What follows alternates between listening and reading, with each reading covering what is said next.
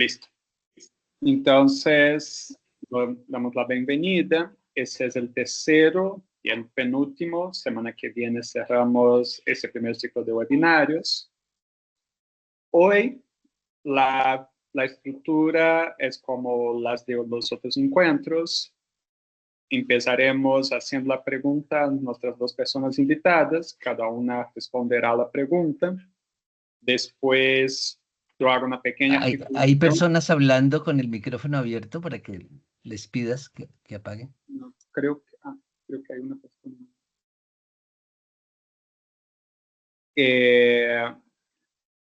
Y después hago una pequeña articulación entre las dos intervenciones con una pregunta y ya después de la respuesta de esa segunda pregunta abrimos para que todas y todos participen. Esa es la estructura general que venimos haciendo las últimas sesiones.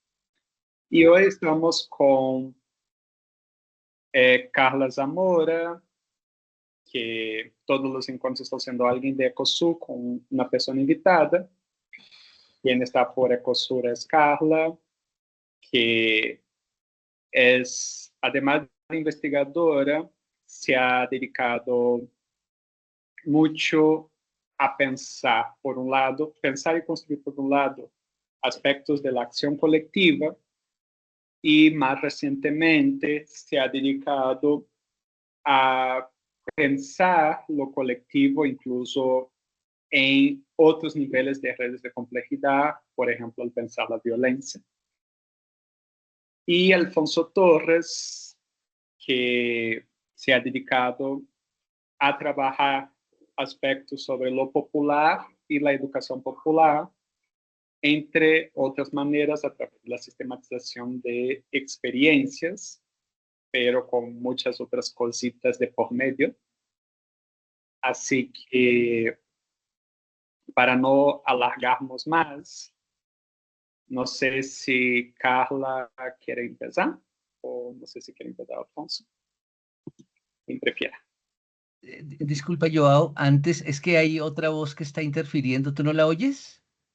No. ¿Los demás la oyen? Yo oigo ahí No, unas yo personas hablando. No, yo tampoco. Yo tampoco escucho. No, aquí todo bien. Sí, aquí también todo bien. Sería voces de la cabeza. Déjame silenciar mi micrófono a ver si sigues escuchando.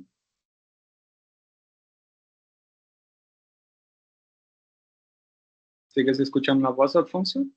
Sí, está hablando que pues ya dejaron de hablar. No sé si Carla... Ya no se oye. Perfecto. Carla. Ya es. ¿Listo?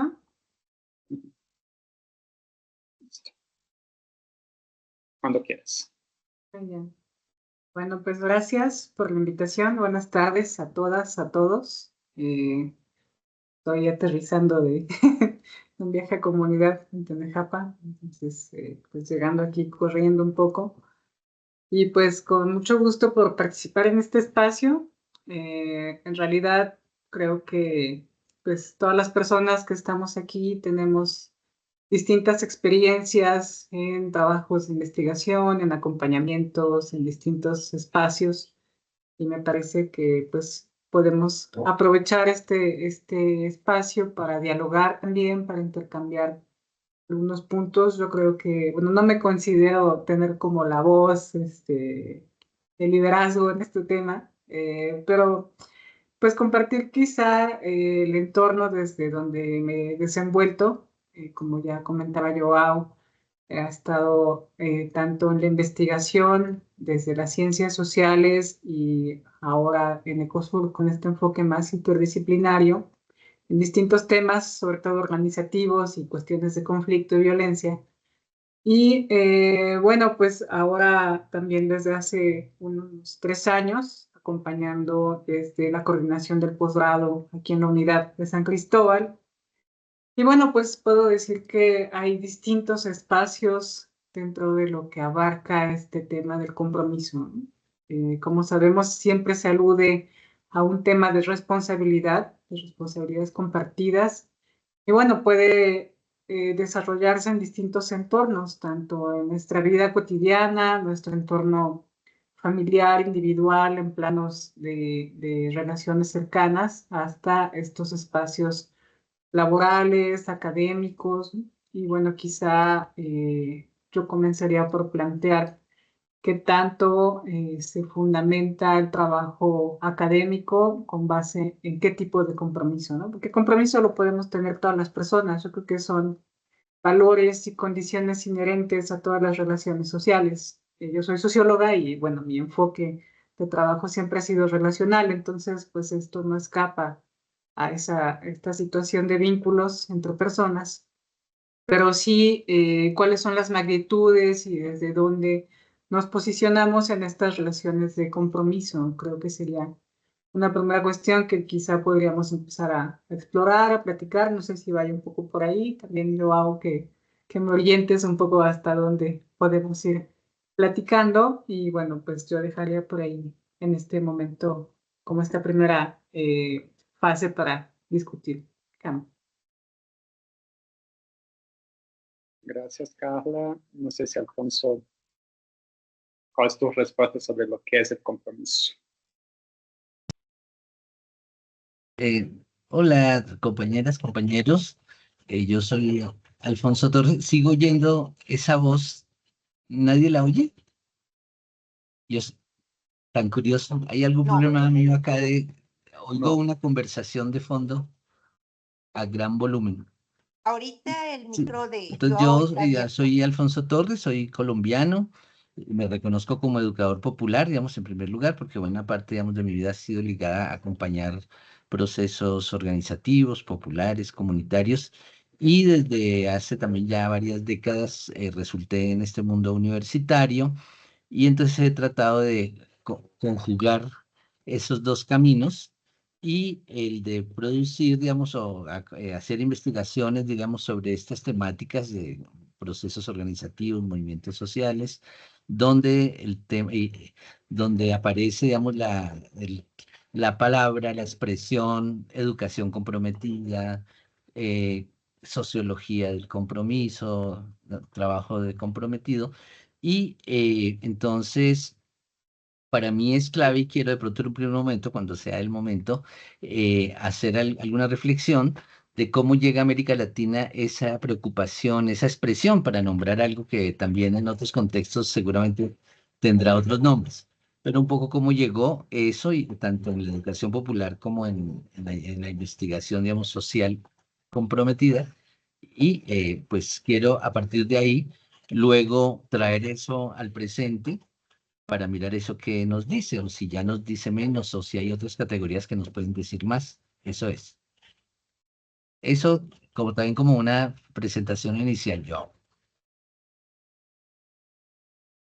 Las dos introdujeron más el tema que propiamente hablarle en ese primer momento, pero entonces voy a traer los dos puntos para que les escuchemos más en detalles entonces. La pregunta que yo haría a Carla es, ¿por qué dices valores en un enfoque interrelacional y situacional desde lo personal hasta lo académico?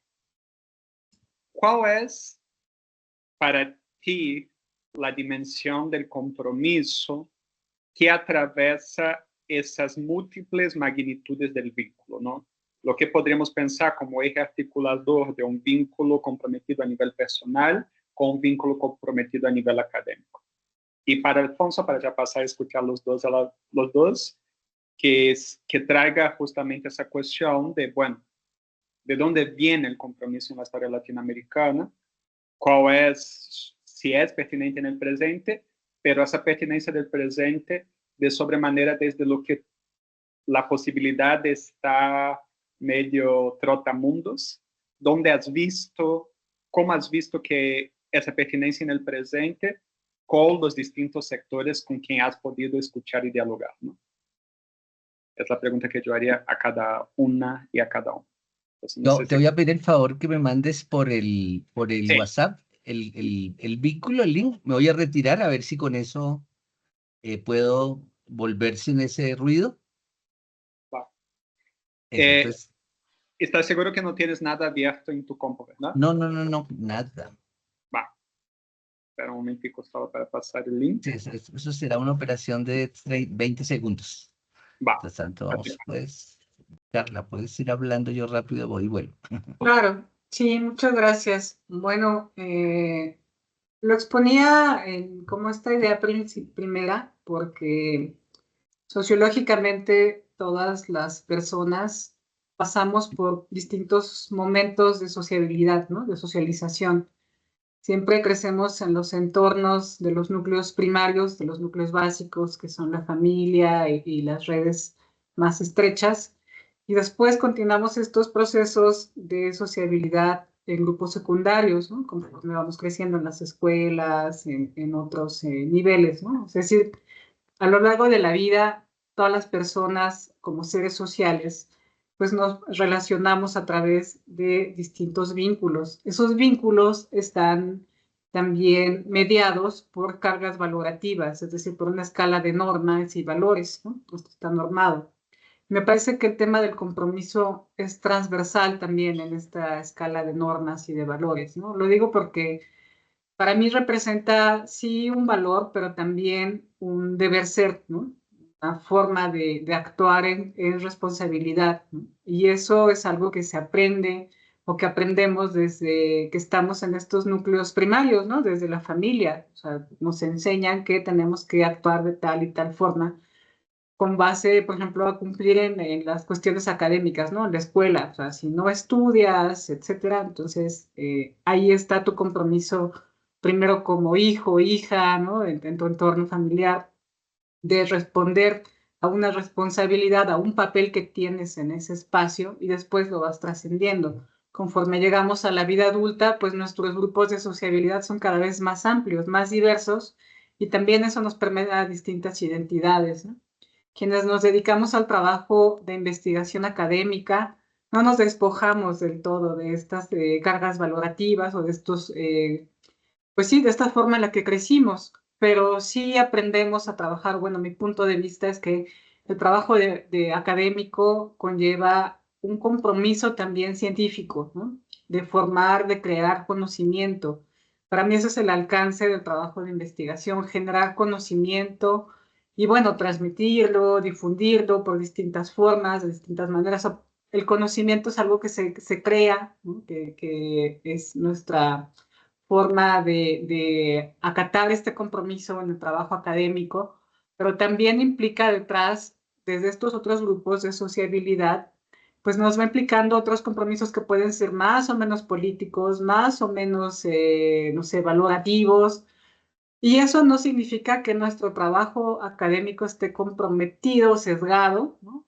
Para eso tenemos justo herramientas de la metodología científica que nos permiten mantenerlo de forma que no tengamos trabajos que estén sesgados, ¿no? Por estos compromisos de otra forma, por estos compromisos ideológicos, políticos, incluso hay quien tiene compromisos religiosos, ¿no? Y eso no está mediado o no debería estar, digamos, que haciendo ruido o sesgando el trabajo del quehacer académico, que es otra cosa, ¿no? Que, insisto, para mí se acota a la generación de conocimiento. No voy a hablar de subjetividad o de objetividad en este momento, creo que eso nos llevaría a otro tipo de discusión más de tipo epistemológico, pero sí implica, pues, el manejar herramientas, desde mi punto de vista, o como lo hago aquí, es con herramientas teórico-conceptuales y metodológicas que me permitan irme acercando a realidades tan cambiantes como todas las sociedades que hemos tenido la oportunidad de conocer y acompañar. Pero también la forma en la que nos presentamos en la investigación en campo habla mucho de cómo vamos a trabajar ese compromiso académico, ¿no? Esta mañana estaba en una comunidad que está a 2 horas de esta ciudad, de San Cristóbal, y junto con mis compañeras decíamos, bueno, ¿qué vamos a plantear, no? Decía, es que no podemos llegar ofreciendo algo, ¿no? O sea, no estamos aquí para decirles qué quieren, ¿no? O sea, no somos gobierno para llegar a ofrecer prebendas a cambio de algo, ¿no? Implica un compromiso y una responsabilidad con la gente. Entonces, lo único que podemos comprometer es la verdad de lo que hacemos. O sea, hacemos un diagnóstico, qué trabajos, ¿no? Y desde ahí vamos midiendo, porque no podemos acercarnos con la gente en las comunidades o en otros lugares o con las propias organizaciones, ofrecer lo que no tenemos, ¿no? No tenemos recursos, no tenemos, no somos partidos políticos, es decir, no tenemos como todas estas formas clientelares que se han acostumbrado en muchas sociedades mexicanas, ¿no? Y latinoamericanas también, estas formas de clientelismo, de asistencialismo. Nosotros no, en la academia no tenemos esa formalidad, bueno, esas formas de trabajar. Por lo tanto, el compromiso desde la academia es esto, es generar información sistematizada, analítica, ¿no? Anclada en estas metodologías y en estos conceptos y en estas teorías desde el enfoque de las ciencias sociales y bueno, desde ahí entonces producir. ¿Qué producimos? Pues esto, más conocimiento, ¿no? Esto, si llega, si tiene impacto, si tiene incidencia, implica otro proceso, ¿no? Otro proceso de construcción mucho más adentrado, mucho más de larga data, de otro tipo de relaciones, ¿no? Y no solamente ir a hacer una entrevista y salirnos de la comunidad, sino implica ya un acompañamiento en otro tipo de relaciones más cercanas que justo nos llevan a un compromiso entonces de otro tipo, ya no es académico, ya no se está implicando un compromiso personal donde están entonces mediando estos valores y pues tenemos que cuidar de la otra persona, porque en estos valores entonces hay reciprocidad, hay empatía, hay otro tipo de escalas, pues como queremos relacionarnos con estos otros grupos. Entonces, bueno, por ahí quedaría un poco esta idea. Cambio.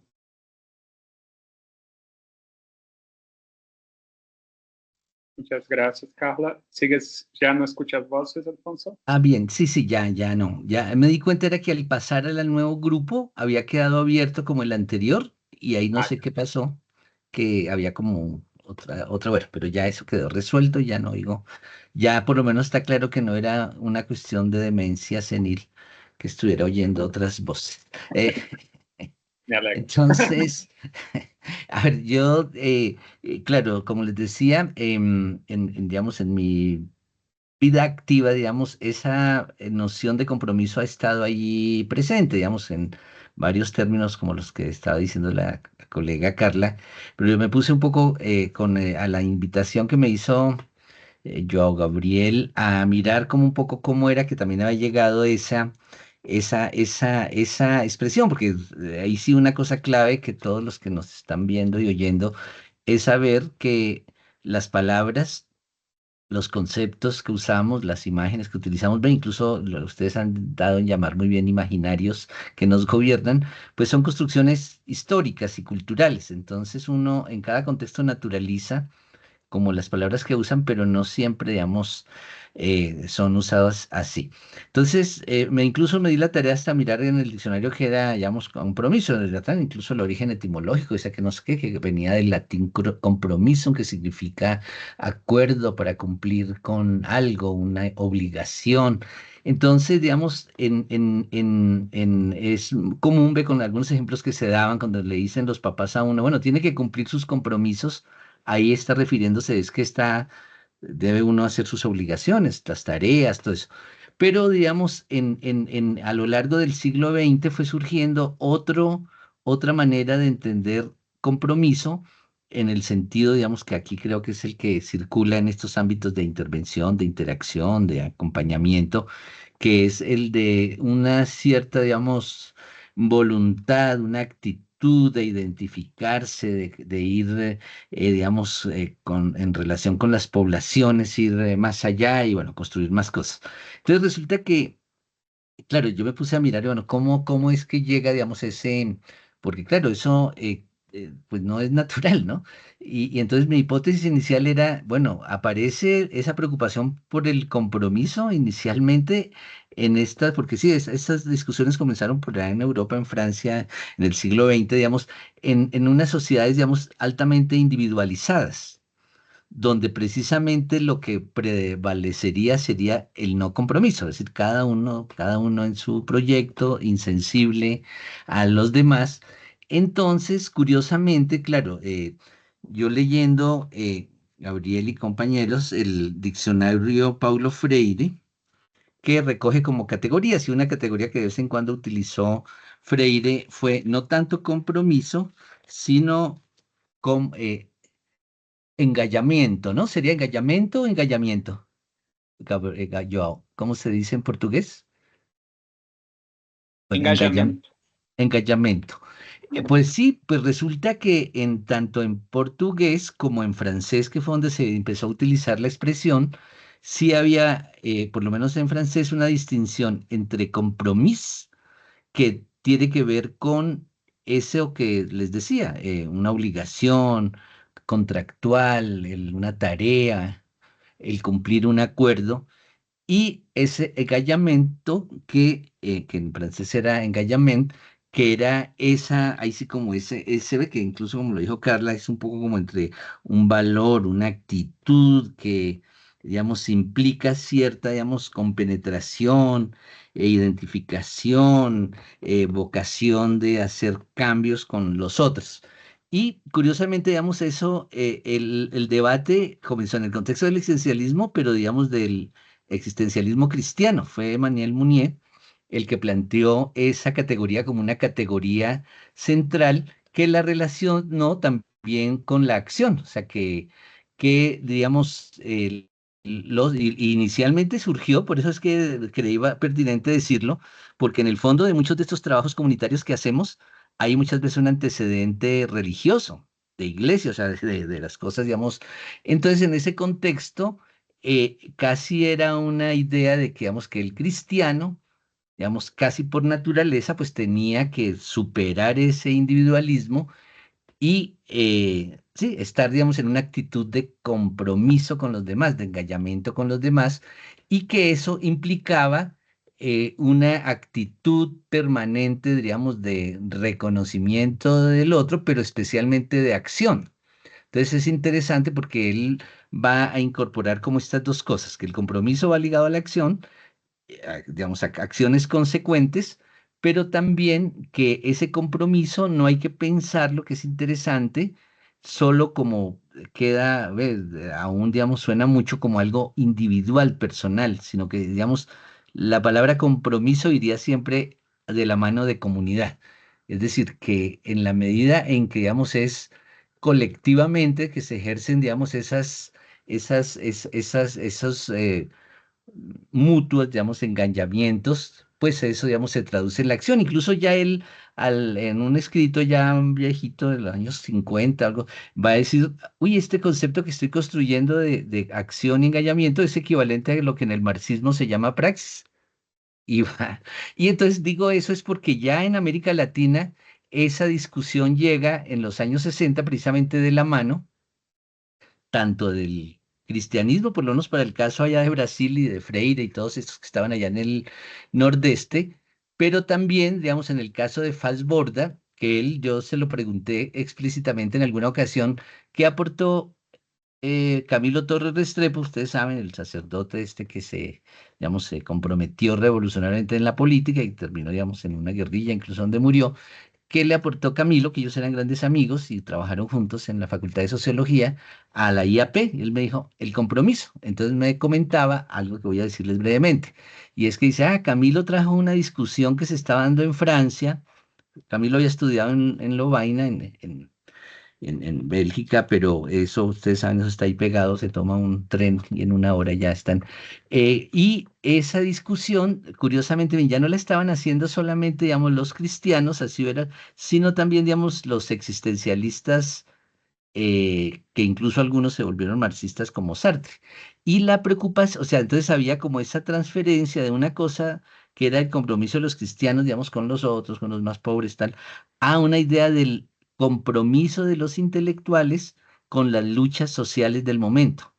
Entonces, esa idea, digamos, claro, porque también tenemos que contextualizarnos esos años 50, esos años 60, pues lo que predominaba tanto en el campo investigativo como en el campo social era uno, en el investigativo, pues el positivismo, en la que se partía de, como algo natural de que el investigador, pues no tenía, digamos, nada que ver para garantizar su objetividad y su neutralidad, pues entre menos se involucrara el investigador con las poblaciones, con los territorios, con los contextos, pues era mejor. Entonces, el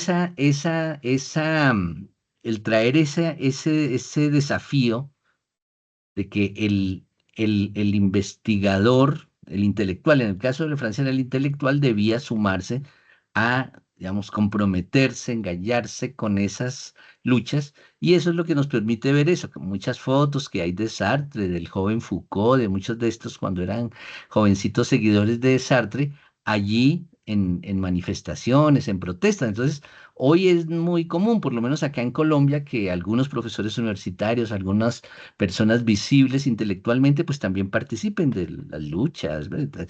Muchas personas hoy están expresando, digamos, su preocupación por lo que pasa en Palestina, tal, de intelectuales, pero en ese momento eso era impensable. Entonces, retomando, diríamos, inicialmente la preocupación de compromiso estaba muy en un contexto, digamos, de sociedades altamente individualizadas y como ya un llamado de sensibilidad a ponerle atención a otros. Y dos, este otro que va, es el que vayamos a incorporar Falsborda cuando va a hablar de una ciencia comprometida, es la de el investigador que no solamente investiga ya contextos populares, sino que debe involucrarse también, diríamos, en sus luchas, en la definición de los temas prioritarios a investigar, en el involucrarlos, digamos, en las decisiones básicas de un proceso, eh, digamos, investigativo. Y en ambos casos, incluso el mismo Falsborda va a utilizar la expresión compromiso, acción. Era ese énfasis en que el compromiso o el engallamiento no podía verse solamente como una cuestión, digamos, de actitud personal, algo como subjetivo, sino que tenía que traducirse inmediatamente en una praxis. Y por ahí alguien que comenta a Freire dice, no, esta idea, digamos, de engallamiento va de la mano con esto de pensamiento, acción, con la idea de conocimiento y, y emoción, digamos, en última, digamos, con lo que Falborda va a llamar lo sentipensante. Entonces, con esto ya, digamos, sintetizaría esto que quiero decir es, esta categoría de compromiso que hoy está circulando, digamos, muy en nuestros trabajos, tiene esas raíces que vale la pena conocer, no, digamos, como para que en sí, un halo de erudición, sino porque a mí me plantearía preguntas. Es decir, para ese entonces, digamos, años 50, 60, por lo menos en América Latina, en Colombia en particular, ¿quiénes son los que se comprometen? Digamos, como personas que provienen de otros sectores sociales, digamos, clases medias, que han tenido la posibilidad de ir a la universidad, de tener su carrera universitaria, y en estos contextos de transformación revolucionarios de los años 60, 70, comienzos de los 80, pero también simultáneos a este contexto de una iglesia católica comprometida y sigue transformándose, digamos, cobró mucha fuerza y llevó a que muchas, digamos, muchas personas que estaban en el mundo universitario, en el mundo, ya no sé qué, de la investigación social, se comprometieran, hicieran claro. Pero, digamos, estaba ese supuesto muy fuerte, digamos, de alguien muy exterior que quiere comprometerse con una población, con una, ahí sí, entre comillas, con una comunidad, tal. Pero yo lo que encuentro hoy es que, claro, ese llamado, esa invitación sigue estando, digamos, vigente para personas que de pronto provienen, digamos, de sectores sociales, de contextos sociales, digamos, diferentes a estos territorios o poblaciones, digamos, hoy en movimiento o en procesos de organización. Pero también, diríamos, ahí vendría, para terminar la pregunta, en muchos casos, ves el caso mío, cuando aquí yo me autodenomino un gamín, como si un gamín ilustrado. ¿Cómo traducirías gamín? Un pelajustán ilustrado. Es decir, cuando ya de los años 80 para acá, algunos de los que empezamos a practicar estas propuestas investigativas alternativas o hacer educación popular, pues proveníamos de los mismos sectores sociales con los que trabajáramos. Entonces ya aún, digamos, esto de compromiso seguía haciéndonos eco, porque era de, la idea de que, claro, no, tenemos, digamos, casi, eso era muy camilista también, tenemos una responsabilidad, o sea que casi las personas que viniendo de origen popular, habíamos tenido el acceso a la universidad y todo éramos como un privilegio y eso implicaba una responsabilidad, ahí sí, como de devolución a nuestros propios hermanos y amigos. Pero yo encuentro, por ejemplo, en la actualidad, que en algunas organizaciones sociales fuertes, indígenas, acá en Colombia, campesinas en Colombia, en otros contextos, donde, digamos, la dinámica se da dentro de, sí, o sea, muchas dinámicas pues se dan entre pares. Y entonces, claro, entonces yo creo que ahí habría que acercar dos categorías que ya han venido trabajando. Está esto del compromiso, digamos, como esa responsabilidad ética, política que tenemos con los demás en general, pero también, digamos, esta idea de comunidad entendida no tanto como una población que está en un territorio ahí local, sino precisamente entendida como esa tensión de corresponsabilidad, de reciprocidad, de cooperación que, digamos, debe estar presente en muchos trabajos. Entonces ya decir compromiso comunitario no sería tanto o solo que es que una persona o un profesional, un estudiante se compromete allí con una comunidad, sino que el compromiso mismo es comunitario, es decir, establece incluso, ambos tienen el mismo prefijo de com, que es eso, es como un poco entre, y claro, en últimas, digamos, en términos de hoy, en contextos y dinámicas comunitarias, el compromiso tendría también, digamos, un sentido, un doble sentido, una doble direccionalidad, diríamos, una doble dirección, una reciprocidad. Digamos, el llamado sería, digamos, a todos los que estamos, digamos, en contextos sociales, en movimiento, pues estamos, digamos, mutuamente obligados al compromiso, ¿no? Tomando un poco distancia con ese uso inicial de los años 60 y 70, y era como que unos se comprometían con otros, unos que estaban en un contexto social diferente, se comprometían allá con los más pobres, claro, eso no deja de tener vigencia, digamos, para quien se reconoce en esa exterioridad y en ese lugar, digamos, social diferente, pero que en una perspectiva comunitaria, pues, digamos, el compromiso obligaría a todos los que estamos en un proceso colectivo. Eso por ahora, para picar la lengua, como dice. Gracias. Quería resgatar dos cosas que ustedes están trayendo que me parece un punto de convergencia, tensión y reflexión, porque Carla trae algo que está interesante, que es pensar, bueno, hay un compromiso a nivel institucional cuando pensamos en la universidad que genera conocimiento. Y resgata, por ejemplo, como acá en contextos de México, pero no solo en México, muchas veces cuando se habla del compromiso, está implícito un compromiso externo, hacia afuera, con una agenda, con un interés, y que a su vez, espera que hay alguien, no solo silenciar, ya, y que a su vez tensiona un lugar de la propia dinámica universitaria, donde, y creo que se conecta un poco también como la sombra de ese compromiso de los 50, de la universidad como una institución benefactora que va a ofrecer algo a un lugar externo, ¿no? Y me parece que se conecta lo que los dos están diciendo, lo que los dos dijeron al final, cuando Carla dijo, bueno, no somos Estado, no somos partido, tenemos una lógica de relación que nos implica establecer otra cosa, ¿no? Que a su vez Alfonso nos está hablando, bueno, ese cambio del compromiso que ya no es más cuando ya se empieza a cambiar el sujeto que está en las universidades, también implica que no sea un compromiso unidireccional para un compromiso comunitario, donde cada uno se pone, ¿no? En esa relación de lo que los dos están diciendo, me viene una pregunta que es, bueno, si pensamos en ese compromiso que es más comunitario, una institución que está pensando en producir conocimiento,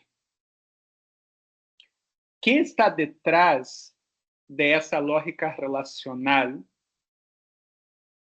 Mejor dicho, ¿cómo podemos pensar el producir o construir conocimiento desde esa lógica relacional y comprometida, pero ese compromiso de segunda etapa, ¿no? Desde ese compromiso comunitario?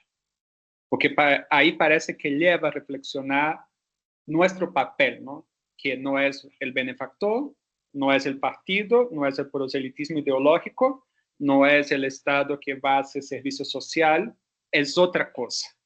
Entonces, ¿qué es esa otra cosa desde lo relacional y desde ese compromiso comunitario? Bueno, me voy a lanzar ahora de primeras para ir variando. Adelante. Sí, claro, yo creo que esta invitación que ustedes están haciendo de pensar todas estas categorías nos lleva a pensar eso, pero, algo que decía yo al comienzo, y es verlas siempre como construcciones históricas y que también adquieren significado diferente en cada contexto, pero también desde perspectivas diferentes. Yo creo que en la primera intervención Carla hizo alguna referencia a una expresión que está muy usada ahora, pero que viene del ámbito empresarial, que es la de responsabilidad social. O sea, donde, digamos, está diciendo, las empresas están hechas pues para ganar, para tener lucro y ganancia, pero, digamos, deben tener, digamos, como incluso chévere que no digan compromiso de responsabilidad social, y es que parte de sus ganancias y todo debe repercutirse en estas cosas sociales, ¿ve? Pero ahí eso, ¿ve? No sería, digamos, ni siquiera, no sería muy en confluencia con esta tradición, ¿ve? Con todos los límites que ha tenido y podemos ver de compromiso, que de todos modos estaba asociada también como a unos valores y a unos sentidos, digamos, transformadores, utópicos, emancipadores, digamos, habría que decir compromiso, ¿no? Entonces, eso que tú dices es clave porque es bueno.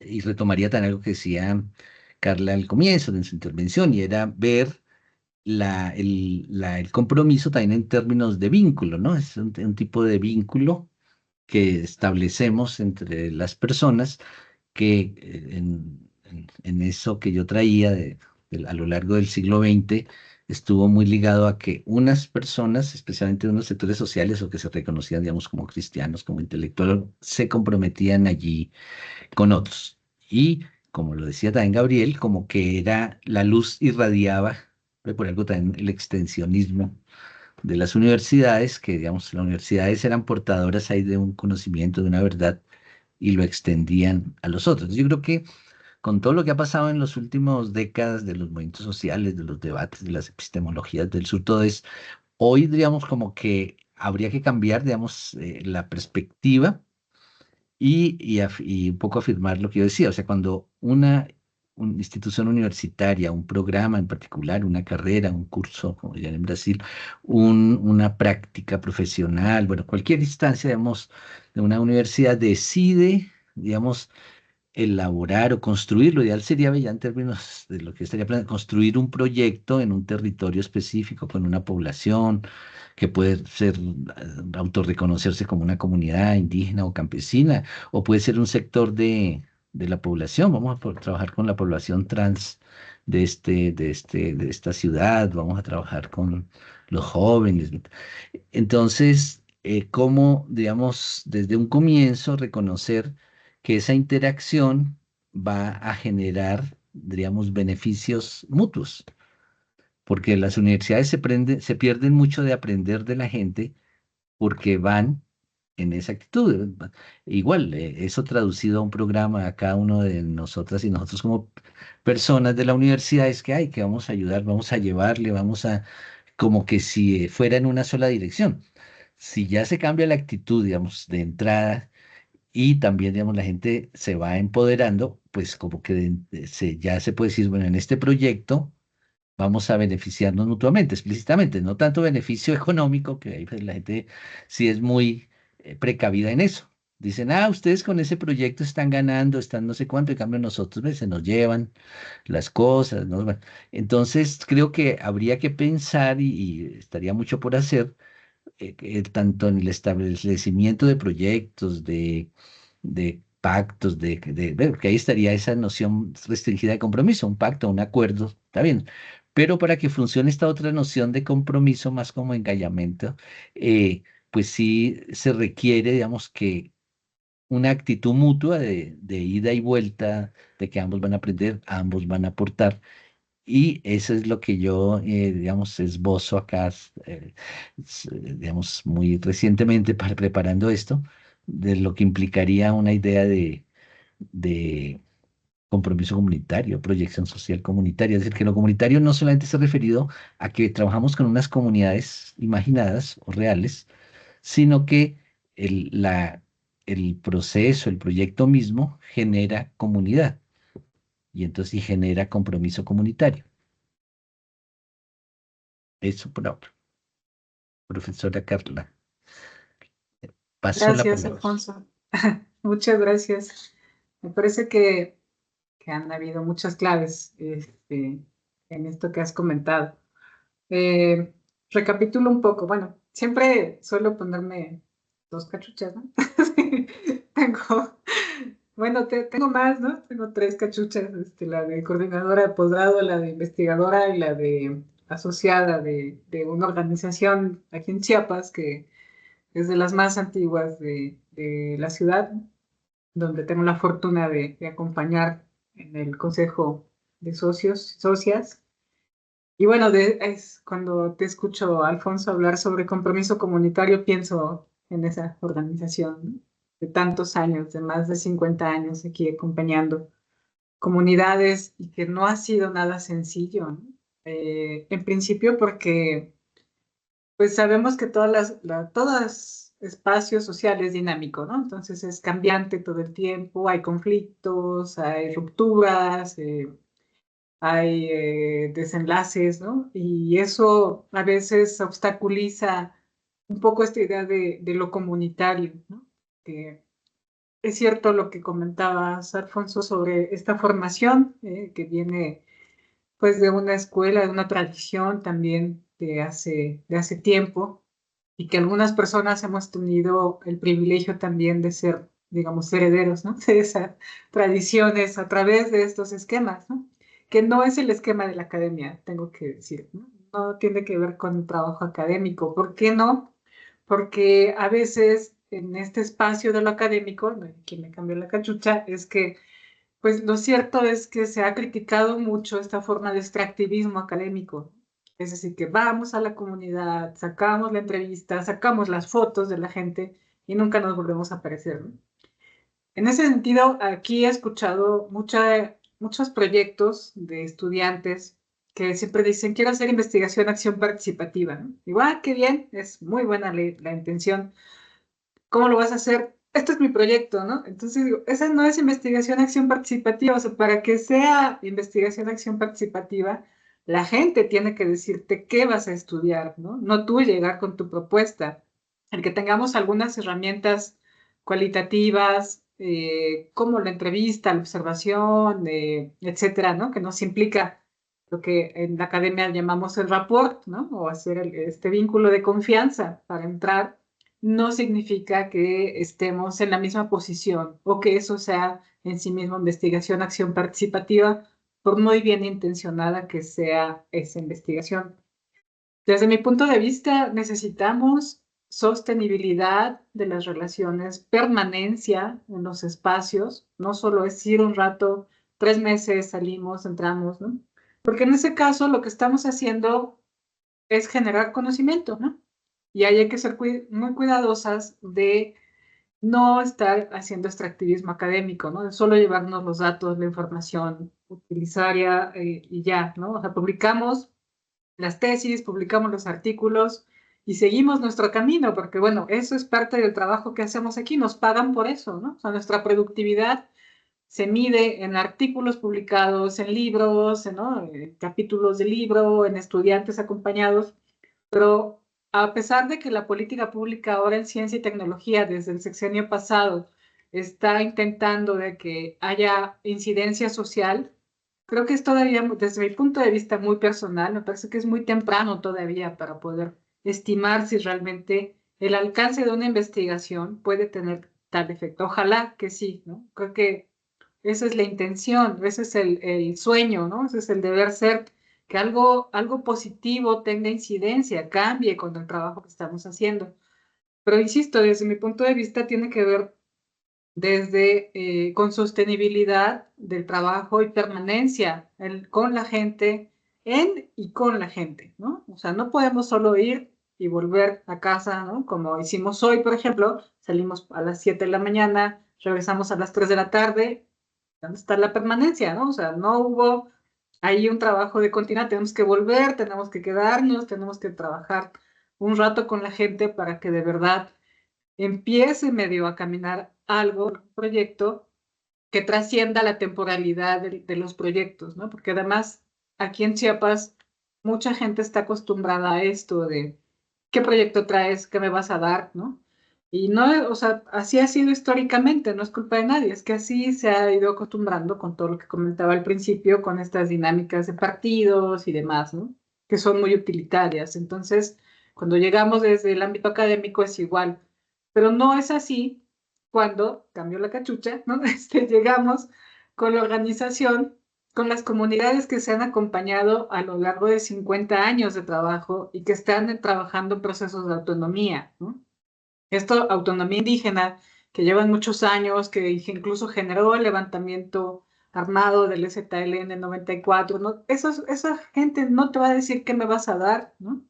Tampoco te van a dejar que vayas a trabajar allá, ¿no? O sea, creo que para mí siguen siendo un ejemplo de cómo entonces el compromiso desde la academia o desde el trabajo va más allá de llegar con un proyecto y se acabó, ¿no? O sea, es sí trabajar con la gente, escuchar y desde ahí saber qué podemos aportar, ¿no?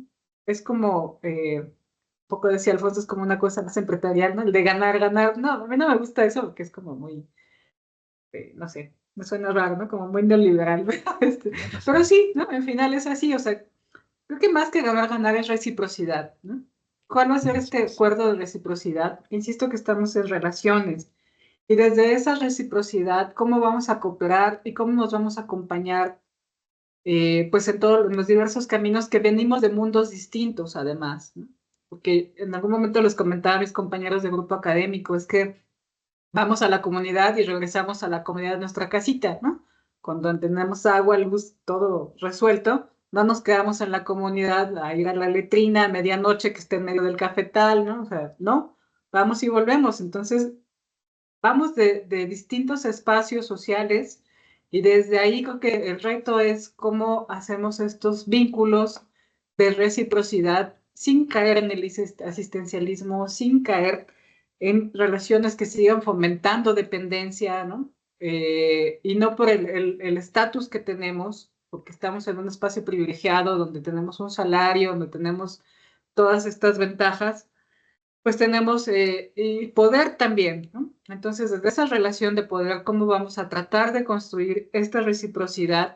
Y tampoco idealizar que la comunidad es buena, va en el mismo sentido, ¿no? O sea, al menos en Chiapas lo que he visto en los últimos años es que hay cada vez mayor fragmentación. Lo cierto es que sí queda y que hay todavía mucha gente, y lo acabo de ver hace unas semanas, que fue el evento zapatista aquí en Chiapas. Cada vez hay más jóvenes que están también con esta iniciativa de un compromiso desde lo colectivo, ¿no? Que es político, ¿no? Que es un compromiso desde la cuestión política, tienen una lógica anticapitalista, pero para mí son estas semillas que están pues creciendo alternativas en contextos como los que he descrito, ¿no? En contextos donde las comunidades hay mucha dependencia, donde ha habido mucho asistencialismo, donde hay caciques, donde hay utilitarismo y donde incluso hay ahora o ha permeado en los últimos años grupos de crimen organizado, donde los jóvenes igual, algunos se involucran, otros son reclutados, ¿no? Pero todo esto genera un tejido social sumamente fragmentado, donde ya no podemos pensar en la comunidad de hace unos años, ¿no? Estamos pensando que la gente está con estos proyectos y donde sí podemos encontrar entonces apuestas políticas y sociales desde los movimientos sociales y desde estos grupos organizados que están buscando alternativas no solo políticas o de vida, sino desde las propias relaciones, ¿no? Desde cómo nos relacionamos. Y ahí creo que otra vez me cambio la cachucha, pues en la academia tenemos un gran reto, porque ¿cómo llegamos, no? O sea, ¿qué hacemos, no? ¿Cómo seguimos trabajando de manera que pues tengamos claridad de que nuestros proyectos de investigación son finitos, son temporales y que eso va a generarnos después qué? ¿Cuál es la continuidad que le vamos a seguir dando? Yo puedo decir, tengo más de 20 años trabajando con una cooperativa cafetalera en la zona de Los Altos, pero en cuanto vino el contexto de violencia y vinieron cambios internos en la cooperativa y demás, quedamos al margen. Lo que estamos haciendo ahorita es abrir espacios por otros lugares que más o menos estaban en zonas seguras por la dificultad para el trabajo de campo. Pero eso dejó vínculos. Entonces, bueno, ¿cómo seguimos trabajando en estos esquemas de reciprocidad, pero también en entornos que son adversos, ¿no? No podemos ser ingenuas y decir que, aquí no va a pasar nada, ¿no? La comunidad me espera, son amables, y sí lo son, pero hay que tener cuidado, ¿no? O sea, finalmente somos seres humanos y como seres humanos, pues tenemos distintos intereses y creo que ahí vale la pena entonces fundar las bases de cuál va a ser el compromiso desde los distintos espacios donde estamos trabajando.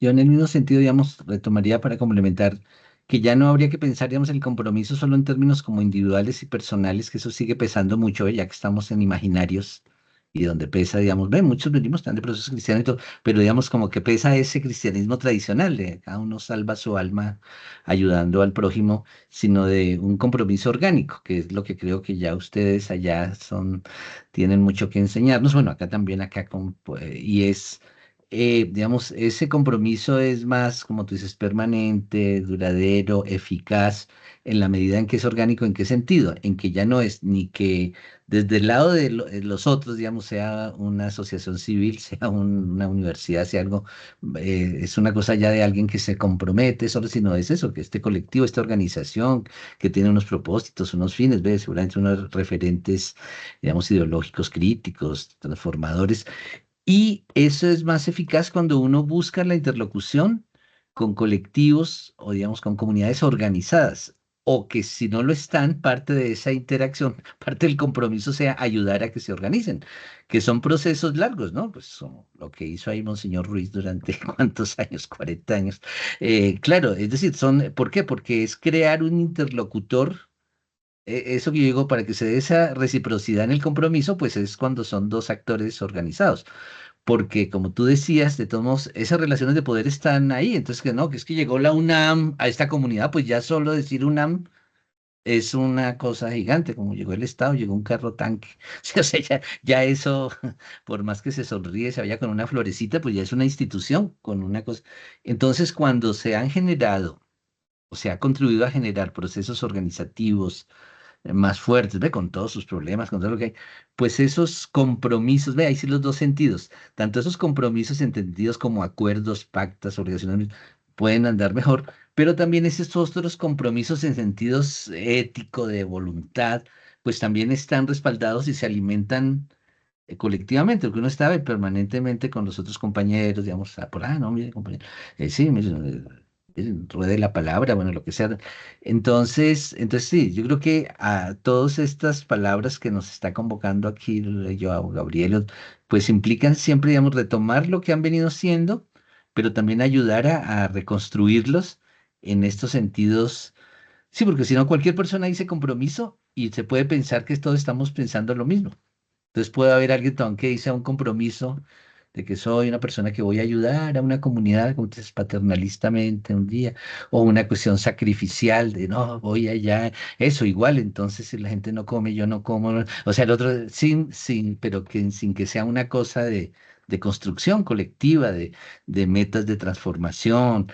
Y pues lo digo aquí desde Colombia y lo conocí yo a Gabriel, pues con todas las consecuencias que tiene también, digamos, hasta donde sí, pues con todo lo que es la prudencia y todo, pero van a ser caminos no fáciles, siempre son con tanto los problemas de las amenazas de hacia afuera y la complejidad de todos esos procesos, porque si una relación uno a uno es complicado, entonces relaciones interpersonales, cuando es toda una organización, un colectivo, una institucionalidad con otro proceso, pues ahí es una telaraña de muchas cosas, pero creo que como hay que pensar hoy el compromiso y sus enredos. Wow. Antes de pasar a los demás, solo dos cuestiones ahí que me quedan marcando mucho. Justo en el grupo, con un grupo de la agroecología, estuvimos hablando mucho de la sana desconfianza, ¿no? ¿Por qué que yo traigo eso articulado con lo que ustedes están trayendo? Porque como esa lógica misionera que está como casi en el tuétano de muchos de los procesos del pensamiento norteamericano, también dialoga con una cierta posición colonial que tenemos que autoobservar, ¿no?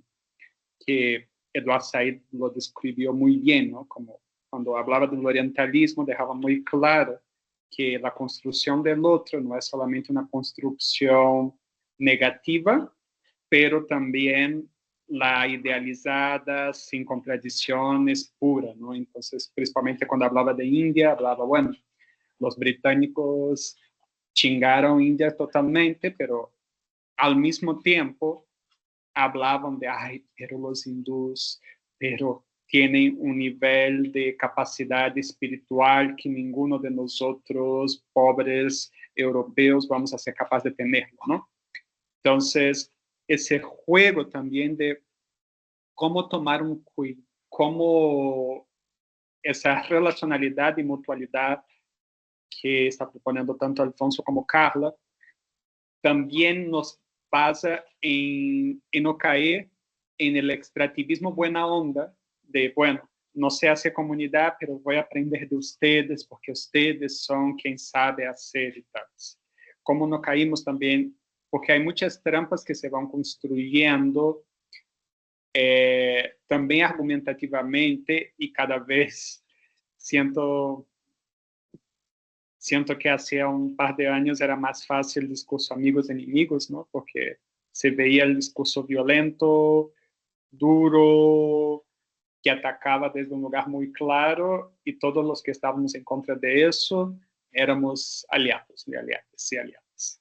Hoy en día, cada vez más, como esas contradicciones de los tiempos también están en las contradicciones de hay muchas micrológicas coexistiendo y por veces en un grupo de meditación comida orgánica alternativa es un grupo neofascista y por veces gente que antiguamente podríamos pensar que no son la gente rara, super biologicista, solo quiero hablar de datos cuantitativos, son las personas que han escuchado las comunidades y han definido marcos de lo que necesitan hacer en un ámbito de una investigación académica para necesidades concretas en diálogo con el territorio, ¿no? Creo que el mundo se ve cada vez más complejo y también cómo, tomando eso que dijo Carla, que me gusta mucho utilizar la escucha como uno de los grandes elementos de la relacionalidad, cómo escuchamos también esas contradicciones y nuances que están puestas, ¿no? Solo quería contribuir a ese elemento. Pero quería pasar si alguien que está acá en el Teams tiene una reflexión, un comentario, alguna crisis existencial que quiera compartir, también es bienvenida.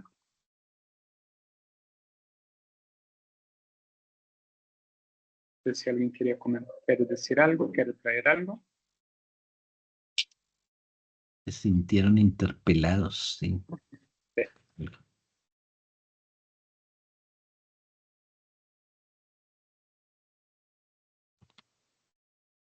Hola, buenas tardes.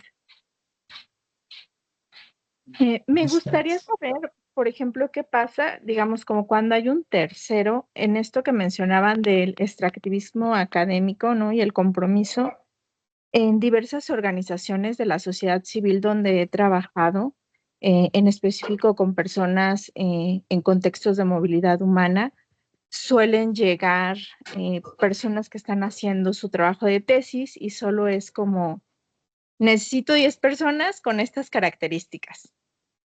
Y es la única vez que las ven.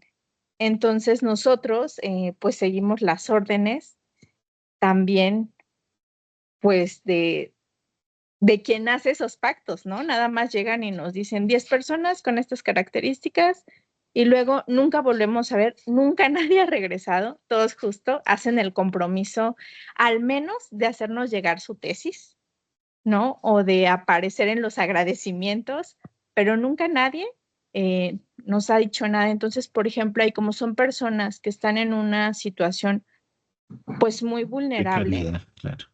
Claro, de precariedad, el trabajo de cuidarlos es nuestro, pero también entendemos los compromisos que hace la organización, ¿no? Y que muchas veces a lo mejor a ellos sí les llega algo, pero directamente a las personas no. Entonces, ¿cómo podríamos nosotros, al ser un tercero, poder poner un poco estos límites? Gracias. Sí, pues yo contaría como algunas experiencias que pueden ser ilustrativas en eso. O sea, si desafortunadamente, digamos, lo que sigue predominando de la relación, digamos, de las universidades, de las personas que hacen sus investigaciones con las poblaciones, es eso que se ha denominado últimamente extractivismo y es eso.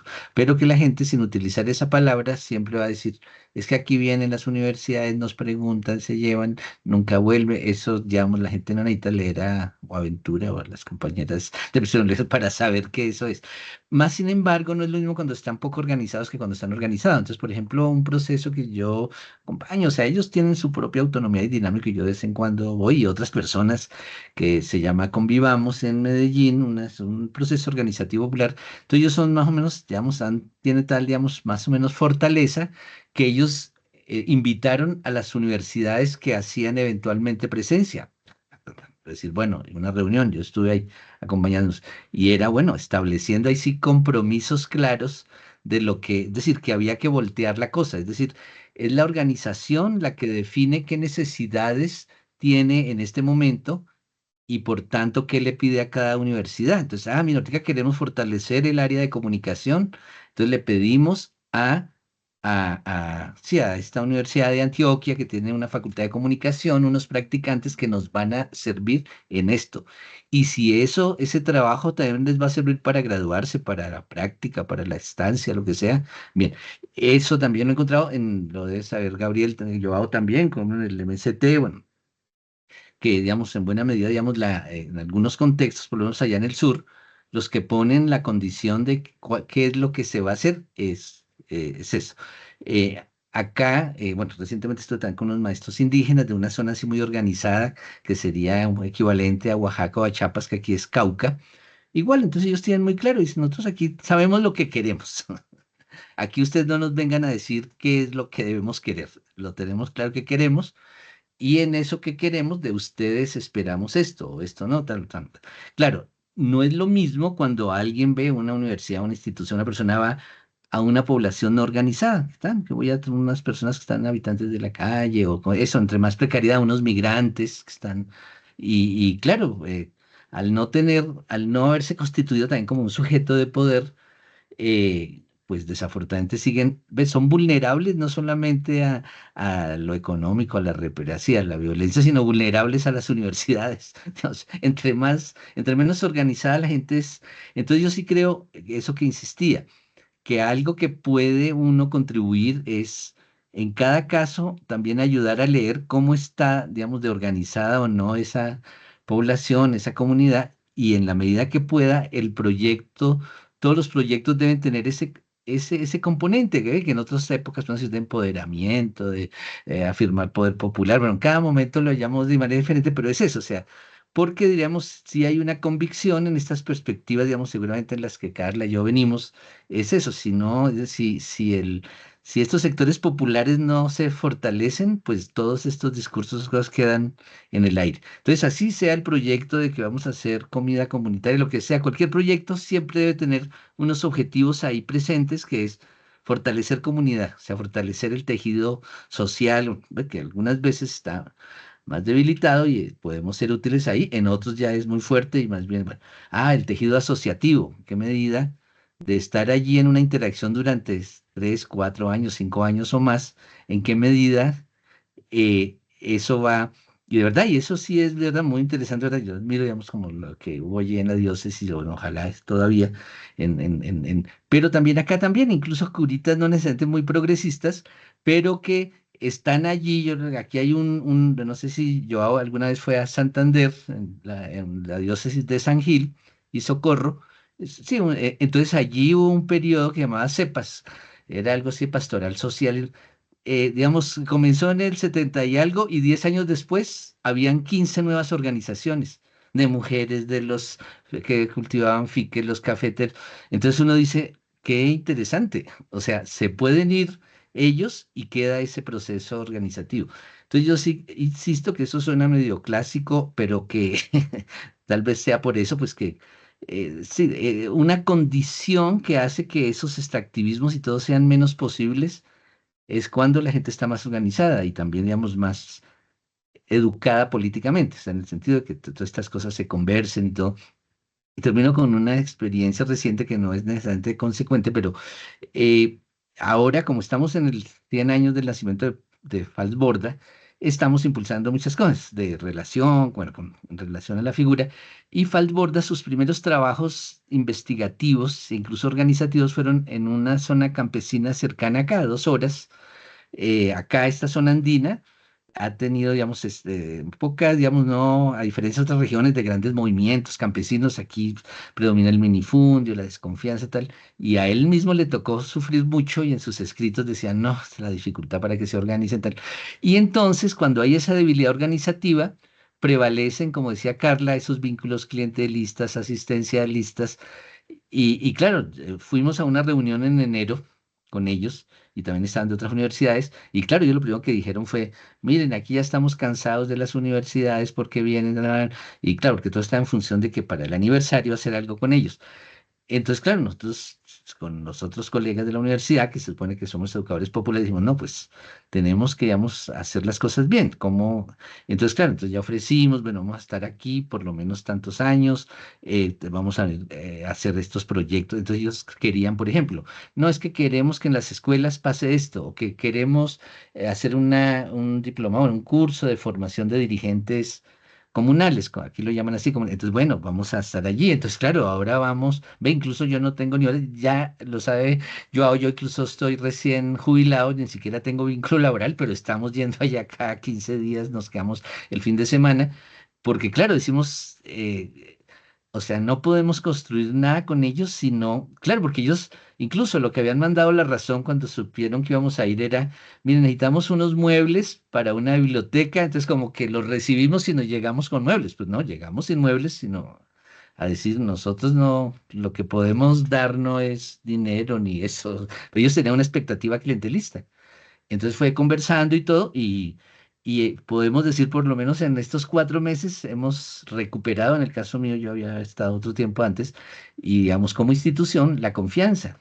Entonces nosotros, por este estado, claro, hicimos lo que teníamos que hacer acordado, pero nos quedamos horas allí con la gente, haciendo, como decir, haciendo las cosas que generan confianza, hablando, jugando, porque claro, si no, entonces, digamos, no hay una fórmula única, pero sí, digamos, sí, por lo menos eso, a prestar atención a qué medida contribuimos a que la gente se fortalezca su organización, gane más autonomía y también que eso otro dice el discurso clásico de compromiso sigue vigente, la confianza, la reciprocidad, si no hay amor mutuo, ¿verdad? Si todas esas cosas, pues no, todo puede ser artificial. Sí.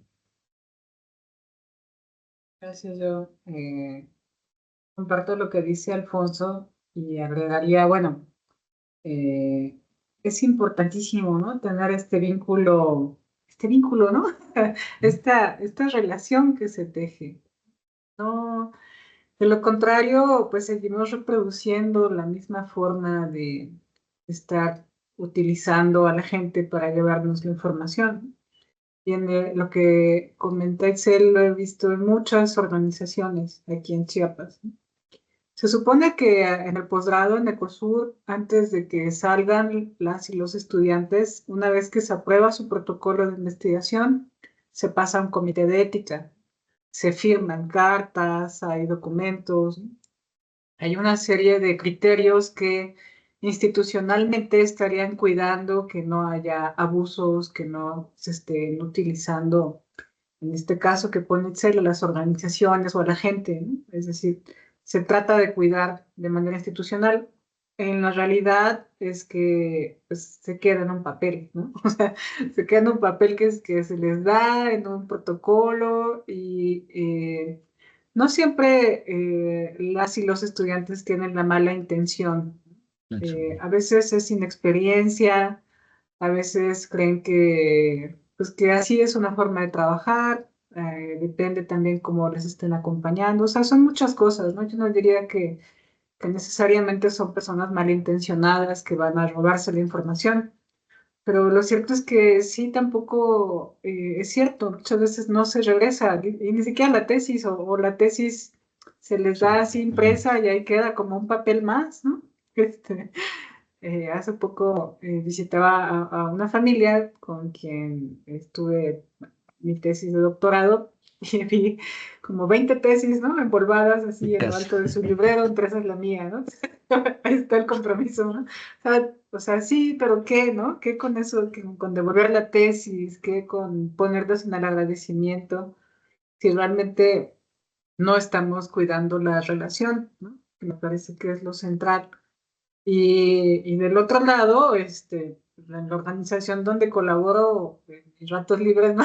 Digo, a veces llegan estudiantes, digo, no, o sea, no las vamos a permitir, porque es igual, ¿no? Porque es un uso extractivista, porque, pues, por muy bien intencionados que vayan, pues, no sé, ahí estamos cuidando relaciones de hace muchos años, ¿no? Generacionales y es difícil decir, sí, vámonos a campo, y haces tus entrevistas y ya, ¿no? Entonces, eh, pues yo creo que son muchos frentes a cuidar. En principio, cada organización me parece que podría discutir, ¿no? Qué tanta apertura pueden. Hay muchas organizaciones que no permiten el ingreso de estudiantes, justo por lo delicado que pueden llevar la información. Entonces, hay protocolos que tienen las propias organizaciones y tal vez podrían discutirlo adentro también de su organización. Cuando estaba con los cafetaleros también llegaban un montón de estudiantes y lo que hice igual fue una carta, ¿no? Al menos algo que firmen, que les haga sentirse comprometidos, ¿no? Al final la carta quedó ya aventada, ya nunca más la retomaron, luego después me la volvieron a pedir, pero bueno, para mí era una manera como de presionar socialmente, ¿no? A que haya algo, a que se sientan observados, vigilados, porque el compromiso no está en la misma sintonía. O sea, el compromiso, como lo hemos entendido, como lo ha estado compartiendo también Alfonso, no lo entendemos en la misma sintonía cuando tenemos detrás una tesis que entregar, un avance, está el comité, ¿no? Entonces, la actividad académica se convierte en una presión y el compromiso se diluye, o sea, no hay continuidad después de que justo, como acabas de decir, después de que terminan, no sabemos ni que si acabó, no acabó, qué pasó, ¿no? Porque no hay un compromiso, punto, ¿no? O sea, la forma como lo estamos entendiendo de hacer relaciones de reciprocidad no está presente, e insisto, no porque la gente sea mala o esté malintencionada, sino porque tenemos distintas formaciones y experiencias y quizá, pues, por ahí son errores que a veces tampoco alcanzan a cubrirse desde estos espacios académicos, ¿no? A vigilar. Por eso creo que es feo a veces como estar en ese papel de vigilante, pero sí es importante mantener un compromiso vigilante de observar cómo nos relacionamos con la gente que está en otra situación, haciendo consciente de que estamos en una relación de poder donde quienes participamos de este lado de la cancha tenemos una balanza a favor. Claro.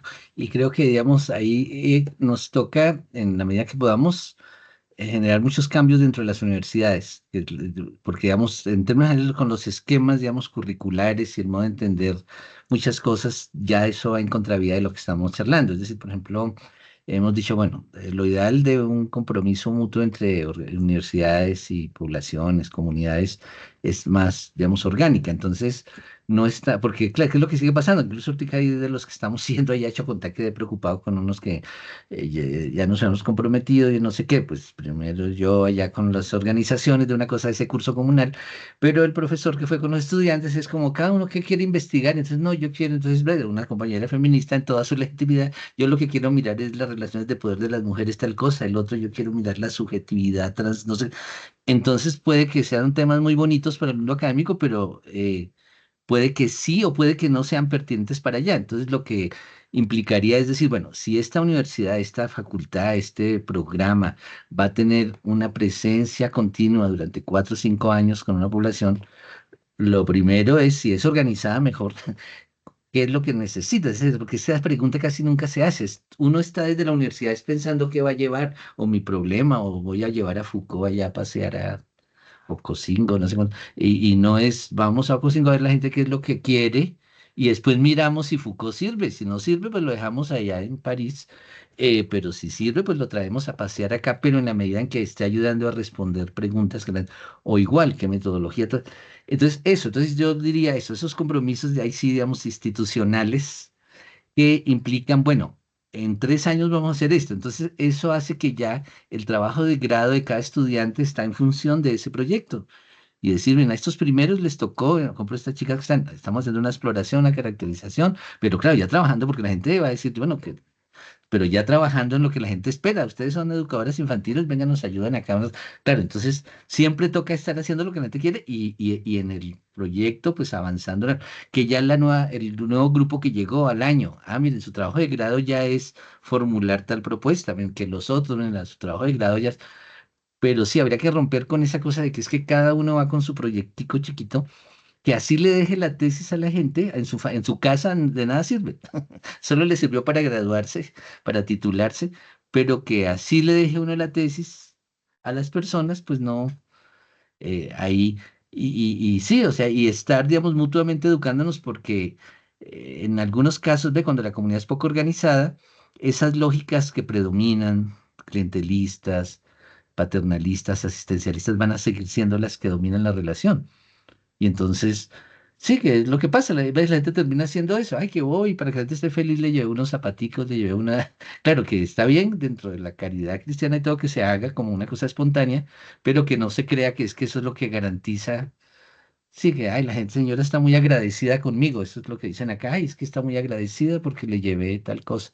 No, si eso surge como surge en el mundo comunitario, como una cosa espontánea, rica, de ida y vuelta, está bien, pero creo que sí siguen siendo esos dos niveles. Este orgánico que toca cambiar muchas cosas en las universidades y el otro que ahí sí lo que tú dices, esa vigilancia también de que nuestros estudiantes, que muchos provienen hasta de comunidades, otras comunidades, pues vean que el trabajo universitario implica también, digamos, esas otras dinámicas comunitarias que llamamos, que esa es la reciprocidad, la fluidez, la confianza, que hay veces si uno no cuida de eso, entonces los que por personalidad lo son, les va bien, pero el que no, el que es tímido, el que viene de un contexto autoritario, casi no estamos muy pendientes de volver objeto de reflexión eso, salvo cuando, pum, tal gran problema apareció, pues ya viene uno a decir, no, eso no debería haber sido hecho así. ¿Qué le pasó a Muchas profesora gracias. Katia? Sí. Sí, quería solo complementar una cuestión que me parece importante ahí, que creo que Alfonso comentó al final, pero también pensar ese juego de cachuchas que está haciendo Carlos, ¿no? Pensar que también cuáles son las trampas autoimpuestas desde la lógica universitaria que nos puede llevar a incoherencias, ¿no? Porque si hacemos estructuras donde las temporalidades son necesariamente cortas, donde hay una presión de un marco teórico previo al trabajo con la comunidad, y que si el estudiante cambia ese marco teórico, es punido, o si creamos lógicas en que no hay tampoco en esa reciprocidad la seguridad de la permanencia del estudiante o del investigador o investigadora en la relación con esa comunidad, es muy difícil el sostenimiento de ese tipo de compromisos, ¿no?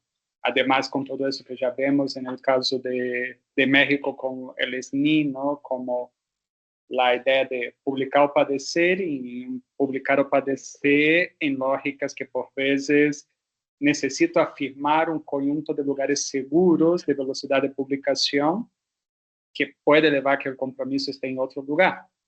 Entonces, también me parece eso por un lado, y por el otro lado también una cuestión que es medio triste, que creo que no hemos hablado tanto, que es como también podemos estar cayendo en una lógica muy individualizante por una cierta visión muy como inocente de la discusión de salud mental. ¿Qué quiero decir con eso? Esa reciprocidad, ese compromiso, implica también, en eso que dice la vigilancia comprometida que dijo Carla, que estoy de acuerdo, como también salimos de nuestras zonas de confort y nos permitimos incomodar por procesos que nos mueven nuestros marcos de comprensión, porque si estamos aprendiendo también de los procesos donde estamos, significa que no estamos jugando siempre en las zonas seguras de lo que sabemos ya, ¿no? Y eso por veces siento que hay un discurso que hace con que, por ejemplo, si un orientador hace un comentario como lo que está haciendo Alfonso, de, bueno, quizás su tema ultra específico, que es su interés, tal vez no responda a una necesidad y tenga que cambiar, se está creando una situación en los espacios de posgrados y de pregrados donde parece una imposición del orientador, ¿no? Entonces, eso vuelve más difícil cumplir ciertos pactos y cumplir ciertos acuerdos comunitarios en nombre de la preservación de los intereses individuales. Siento que eso también está dificultando un poco ciertos debates que, si por un lado han tenido avances de, bueno, esa simetría está presente en todo, esa balanza está presente en todo, un espacio de vulneración o imposición desde arriba, en una lógica de una tesis, sí compromete una tesis. Sin embargo, ese tipo de lógica de una co-construcción de sentido implica que yo ceda también la autoría, por así decir, de mis ideas en nombre de un proyecto que va a ir más allá de una tesis. ¿Cuánto eso es posible en ciertos discursos que empiezan a circular con cada vez más fuerza en los espacios académicos, ¿no? Tal vez una nueva forma de individualismo también, como el compromiso, surgió primero ese compromiso ético de romper con un cierto individualismo del siglo XX, pero tal vez ahora un individualismo del siglo XXI donde yo soy el dueño absoluto de todo lo que digo, no puedo comunitarizar el conocimiento, mismo que sea progre, mismo que sea alternativo, donde juega también esos matices, ¿no?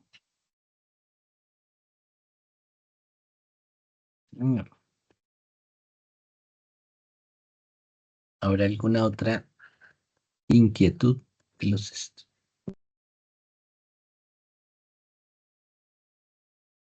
Yo quería complementar un poco lo que compartes, Joao. Me parece que estamos hablando también de trabajos de investigación que tienen una perspectiva más de las ciencias sociales, ¿no? Eso nos pone en el terreno de relaciones, entonces, como lo que hemos estado discutiendo, donde el ideal sería pues llegar a esta cuestión de compromiso, de reciprocidad y demás, ¿no? Pero no siempre es así, o sea, no siempre tenemos que salir compadres, ¿no? De todos lados, entonces Hay otras investigaciones que son más acotadas, que tienen un conocimiento técnico que se produce, que le dejan a la gente, por ejemplo, el análisis de calidad del agua de un río, que no es menor, que tiene un esfuerzo importante y que tampoco implica un compromiso como lo que hemos estado discutiendo, de larga data, de reciprocidad, etcétera, ¿no? Simplemente es generar conocimiento y darlo. Y creo que la gente tampoco con quienes trabajamos, con quienes tenemos la oportunidad de trabajar, también están en toda la posibilidad de poner sus límites y esas condiciones de decir, a ver, me vas a ordenar, no sé, todos los archivos que tengo aquí y ese va a ser tu compromiso, ¿no? Tu reciprocidad, porque justo como decía Alfonso, o sea, la tesis sobre los procesos epistemológicos, etcétera, pues no es algo que funcione, pero sí pueden haber cosas más concretas, entonces, tal vez como dice, aproximando desde estas cuestiones más puntuales, pero sobre todo ser muy claras, muy claros cuando llegamos a trabajar con la gente, de cuál es el alcance de lo que podemos ofrecer, ¿no? Porque es eso, para mí es, yo trabajo generando conocimiento, ¿no? Ese es mi trabajo. Entonces, qué de lo que yo trabajo les puede servir? No sé si les va a servir que yo trabaje relaciones de conflicto y violencia, a lo mejor no, pero quizás sí puedo encontrar otras redes que hagan, no sé, trabajo de acompañamiento psicosocial, que haya vincularlos a otro espacio, ¿no? Es decir, no todo lo vamos a resolver con la investigación, ¿no? Porque la investigación para mí no tiene ese objetivo. O sea, no podemos cumplir, no es una varita mágica, ¿no? Que resuelvas todo y aparte salgas bien con toda la gente y te hermanes con todas las comunidades donde estás. Entonces, un trabajo bien acotado, planteado y trabajarlo con honestidad con la gente, me parece que es un buen principio para evitar todo lo que hemos hablado sobre extractivismo, ¿no?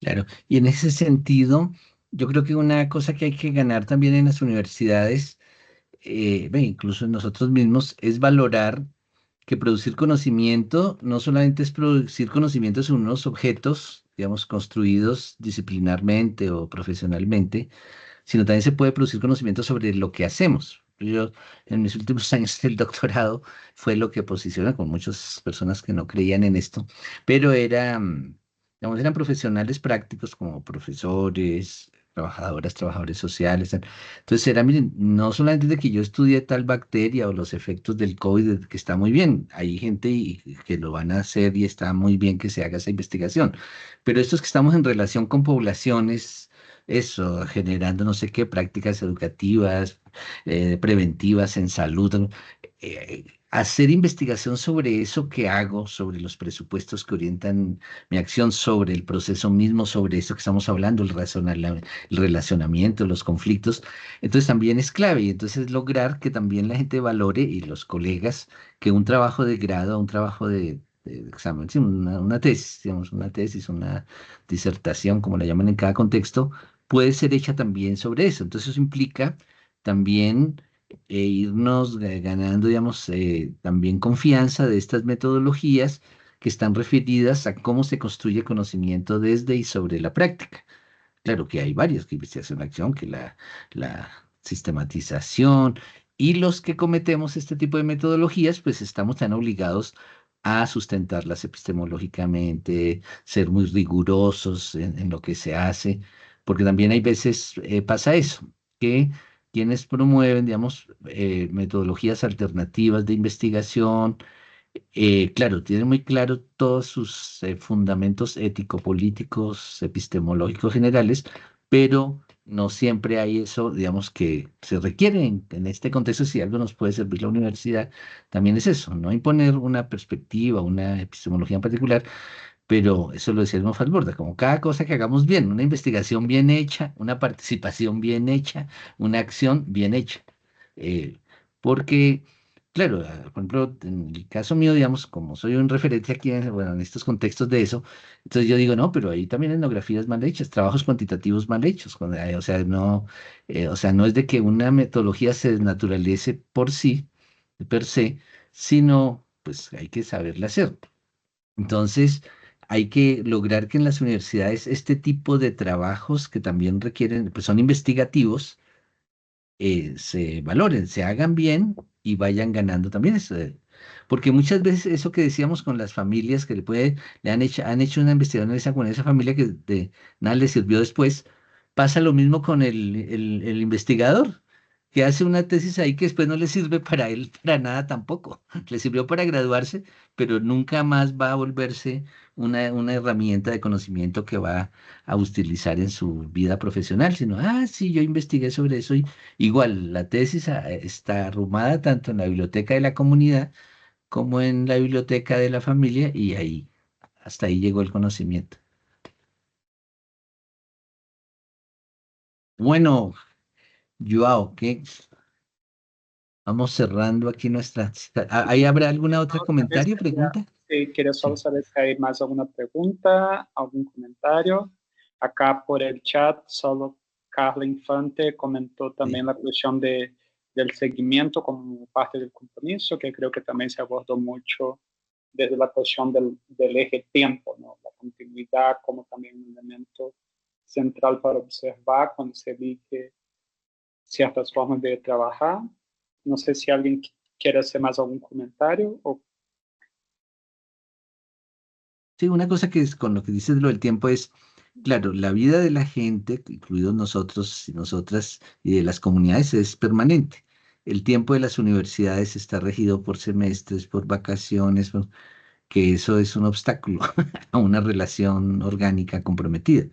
Porque está lo que decía Carla, alguien que ya llega en su cabeza, tengo que entregar el proyecto en 3 meses, la tesis en 6 meses, pues eso no le da tiempo de que estos consejos tan bonitos pues operen porque el profe mismo le está diciendo, bueno, ya el anteproyecto, tal cosa. Eso, que antes de ir a la comunidad ya le tiene que tener claro el problema del marco teórico. No, ahí eso implica como que también haya que pensar en otros tiempos más largos, no necesariamente en cada estudiante investigador, pero sí en las metas de lo que se espera de cada uno. O sea, que si unos hicieron ya bien un proyecto, está bien, y que los otros van a retomarlo, pero esperar que en un semestre, en un año siquiera, alguien haga algo, digamos, serio, ahí sí comprometido, que implique interacción, pues va a ser difícil. Pero si se piensa también en unas temporalidades más largas, es posible, no es de que lo resuelva, pero por lo menos podría evitar algunas de estas cosas que hemos conversado.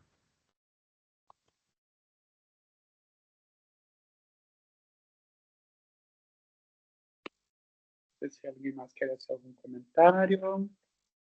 Hola. Hola. Digan ahí. Sara. Anaí. Anaí. Sí, mira, bueno, agradezco mucho ¿Eh? la oportunidad de estar en esta charla, de escucharlos. Ha sido muy enriquecedor para mí escuchar sus puntos de vista, escuchar sus experiencias.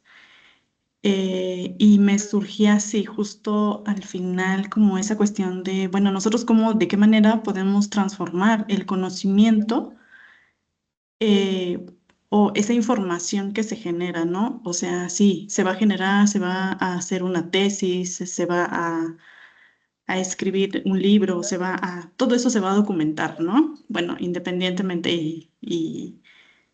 y eso confiando en que la comunidad que nos va a permitir, ¿no? Entrar, nos va a permitir, pues trabajar con ellos y eso, ¿no? Entonces, pues nada, me quedé pensando en eso de cómo podemos transformar ese conocimiento para que no se quede en una tesis, no se quede en un papel, no se quede en algo así, ¿no?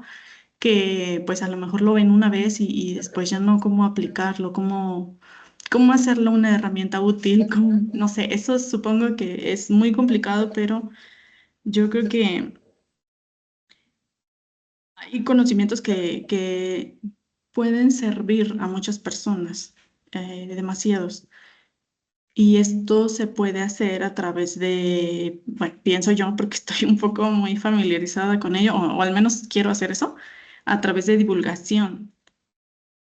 Entonces digo, bueno, pues no sé, con una infografía, con un cartel, con no sé, un pequeño video, una entrevista en radio, algo, o sea, comunicar lo que pues, por decirlo de alguna manera, lo que se extrajo de la comunidad, lo que se obtuvo del estudio pues comunicarlo por todos los medios posibles. O sea, comunicar en palabras pues no especializadas, sino adaptadas al público en general, que puedan comprender, a lo mejor si hablan otro idioma, pues en su idioma, no sé, o sea, tantas cosas que siento que se pueden hacer, o sea, ya, me ampliaron la visión y todo, y como que todo se va redondeando, entonces muchas gracias.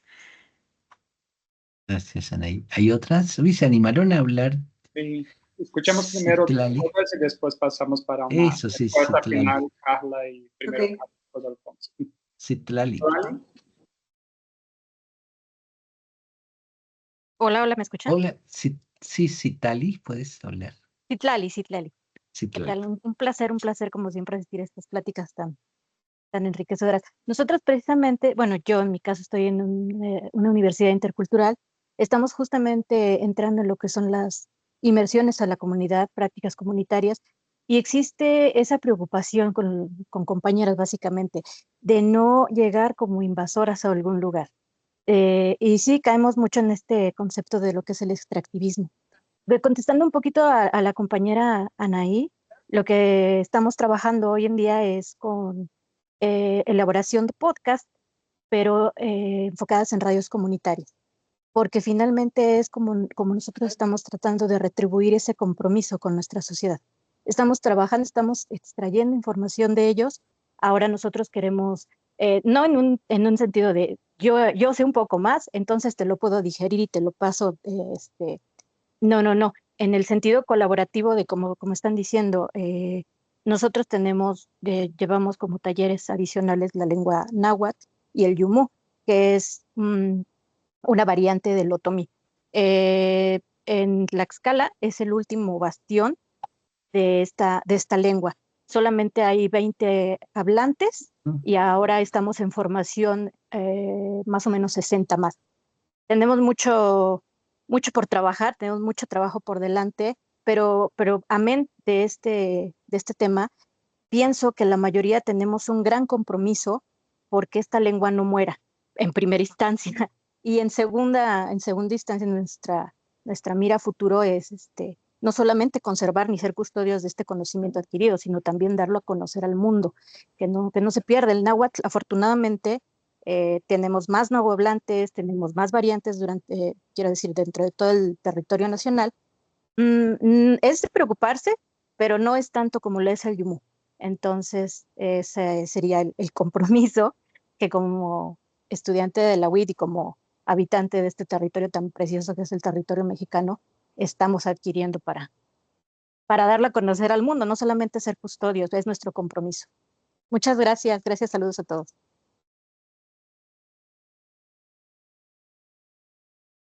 Muchas gracias, Citlali. ¿Alguien más quiere decir algo antes que pasemos a Carla y Alfonso? Sí, brevemente. Creo que ya Citlali le respondió parcialmente a la pregunta de Anaí, pero claro, habría que decir, es interesante que una de las cosas, digamos, que creo que aún vigentes, digamos, en lo que hizo Falsborda por allá hace 50 años, habló de algo que llamó devolución sistemática, y él era consciente que estos trabajos investigativos, participativos, eran, digamos, de mediana duración y que iban generando resultados. Entonces, por ejemplo, entrevistaban a unos líderes sociales sobre la historia de sus luchas y entonces muy pronto, entonces ellos iban produciendo historietas, cómics con las personas que iban haciendo tan, pero también hacían en su momento cassettes. Ustedes, los más jovencitos, conocieron los cassettes que hoy sería el podcast, ¿no? Un cassette, digamos, con historias de esos que han recogido y también obras de teatro, de títere. Entonces ahí es lo que dice Citlali es clave, es cómo de los resultados de esas intervenciones, de esa presencia, de esas investigaciones de ustedes con poblaciones, genere devoluciones, digamos, de producción de materiales de diferentes. Ven, nosotros en mi generación pues éramos muy de cosa escrita, la cartilla, estaba mirando de que la cartilla con unos pueblos, porque en ese entonces también la gente valoraba mucho eso, tener el librito de su organización, era un símbolo de que hoy es posible que sea mejor esto que está contando la compañera, un programa radial, ves, si estamos trabajando con jóvenes, con personas de acceso, digamos, a las nuevas tecnologías, podcast, piezas, otros tipos de piezas comunicativas. Y entonces eso implica siempre saber cuáles son, digamos, las formas culturales que tiene la gente de circulación de saber. Entonces, en este caso implicó, en la época Falcón hicieron obras de teatro, lo decía, títeres. En cada caso habría que mirar qué es lo pertinente. Ve, ya no es solamente porque aquí, pero nosotros peleamos con unas personas jóvenes de que están de comunicación, entonces están muy encarretadas con las redes sociales. Entonces dicen, no, tal cosa vamos a distribuirlo por las redes sociales. Entonces eso es importante para quienes están en redes sociales, pero muchas personas de base y todo no están en redes sociales, pues esa forma muy hipermoderna pues no sirve para nada. Sirve para unas poblaciones. En cambio, en el otro lado el programa radial puede servir, en el otro lado puede servir el pequeño videíto, bueno, no sé. Pero entonces sí es importante el que en las universidades también se promueva eso, que quien hizo su trabajo investigativo produce pues un informe, digamos, corto o algo tan, pero produce también un material, hace una propuesta concreta que pueda traducirse en algo concreto. Y en complemento con lo de Alfonso, me acordé también, aquí se ha hecho esta historieta que hicieron para difundir el tema de los transgénicos. Y bueno, hay una parte que me gustó mucho, que es esta. A la gente le gusta verse, ¿no? Eso Este es un sí. productor que participó en esta investigación y a la gente le gusta verse. Ya sé, no sé si ya se trabó mi pantalla. Bueno, Acércalo, aléjalo un porque poquito que está como algo, no como que está se foco. congeló la pantalla, pero bueno. Sí, sí, sí, pero no está. Nada, lo que quería llamar la atención junto con esta idea que compartía Alfonso, que viene del trabajo de Borda, bueno, aquí hicieron un cómic, ¿no?, para difundir el tema del transgénico, de población campesina, y quienes salen en el cómic es la gente que colaboró en ese proyecto, entonces a la gente a veces le gusta verse. En África, por ejemplo, un compañero que hizo su tesis de doctorado en Mozambique nos compartía que una forma también de difundirlo es haciendo videos que se pasan por el WhatsApp, ¿no? Entonces, como pequeñas cápsulas, ¿no?, de videos que se pasan por WhatsApp, porque ya en todos lados hay internet, entonces es más fácil verlo así. Y aquí yo creo que hay que apelar mucho a la creatividad, entonces, ¿no?, al público que va destinado a la creatividad, a todos los medios que tenemos. Esta mañana, por ejemplo, las compañeras del grupo de mujeres que fuimos a visitar nos decían que querían que trabajáramos temas de redes con ellas, ¿no?, para difundir el comercio de su café, que es en pequeña escala. Y bueno, desde esas cosas, de ¿qué quiere la gente, no? Preguntémosle si una infografía les va a servir o va a acabar igual que la tesis, ahí en la basura, o va a tener más difusión un video que puedan pasarse, que se haga viral por WhatsApp entre toda la gente de la comunidad, o este cómic que a lo mejor sí acaba después tirado por ahí en alguna cocina, pero que también muy orgullosamente cuando llegues la gente te va a decir, mira, aquí estoy yo, ¿no? Soy yo. Así nos pasó en la península Maya, nos sacaron un libro de familias de la milpa y decían, aquí está mi familia, ¿no? Aquí estoy yo. Entonces, es una forma de reconocimiento, es una forma de respeto, de devolver también y de decirle a la gente, pues gracias, ¿no? O sea, tu conocimiento ha sido tan importante que vale la pena que se conozca en todos lados y que tu imagen también vaya ahí. Pero claro, el manejo de la imagen también hay que llevarlo con cuidado, ¿no? No se trata de tomar fotos a cualquier lado porque acabas atado ahí en medio de la plaza, ¿no? Entonces, pues todo con consentimiento, todo acordado, creo que es un buen principio y hay muchas formas creativas, ¿no? Podemos incluso proponer talleres, que estaría padre un intercambio con la intercultural, ¿no? De la gloriosa Tlaxcala, ¿no? De donde soy originaria. Claro, o sea, hagamos intercambios, ¿no? De cómo se están haciendo estos trabajos y las radio comunitarias y los videos. Cada vez hay más cineastas.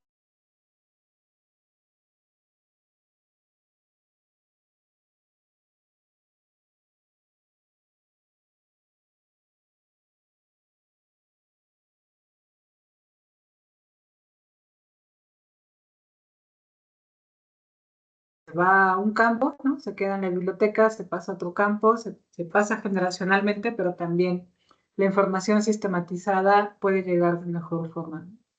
Claro.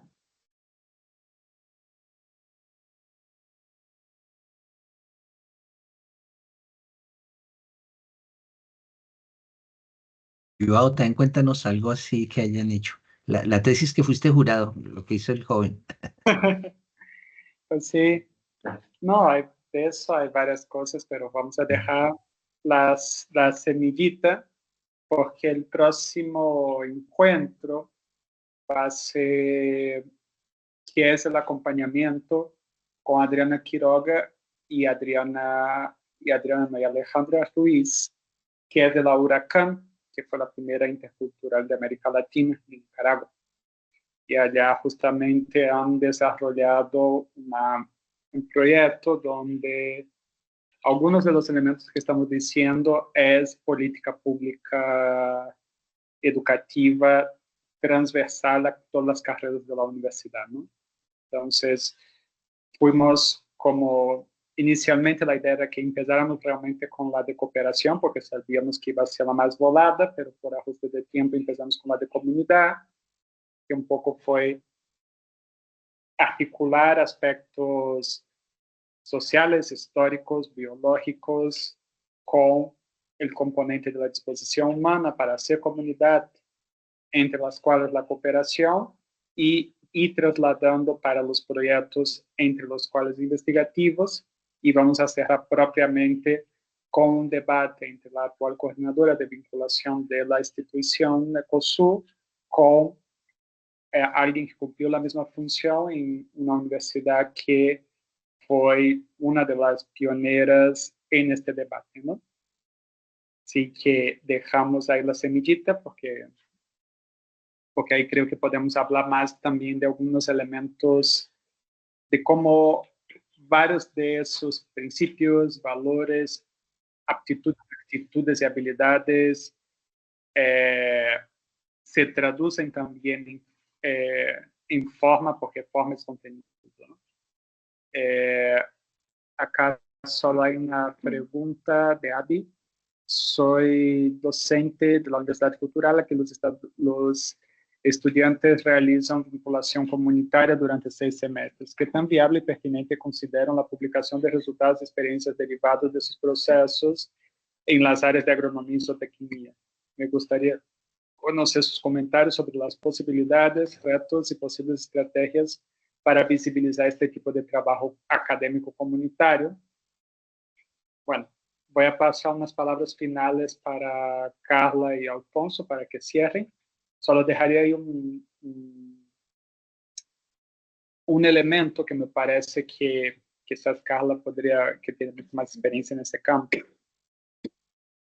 Creo que los desafíos también de que, como el trabajo comunitario puede ser pertinente en los contextos donde invitan a encontrar procesos dialogados con las necesidades concretas de la comunidad que elige construir el proyecto, por más que sea reiterativo lo que se está diciendo.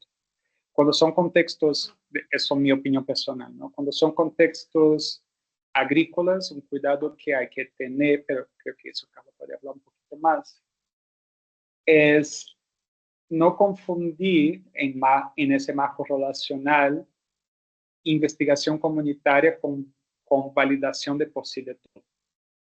Creo que mucho de lo que está surgiendo acá es que el diálogo parte de romper con las dos caras del paternalismo, ¿no?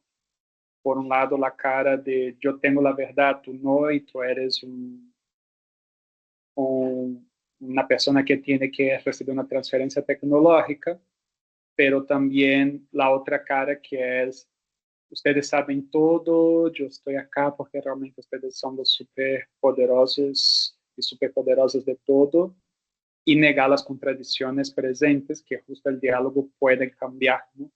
El diálogo, la producción de conocimiento informado y pertinente, entre otros varios elementos de eso.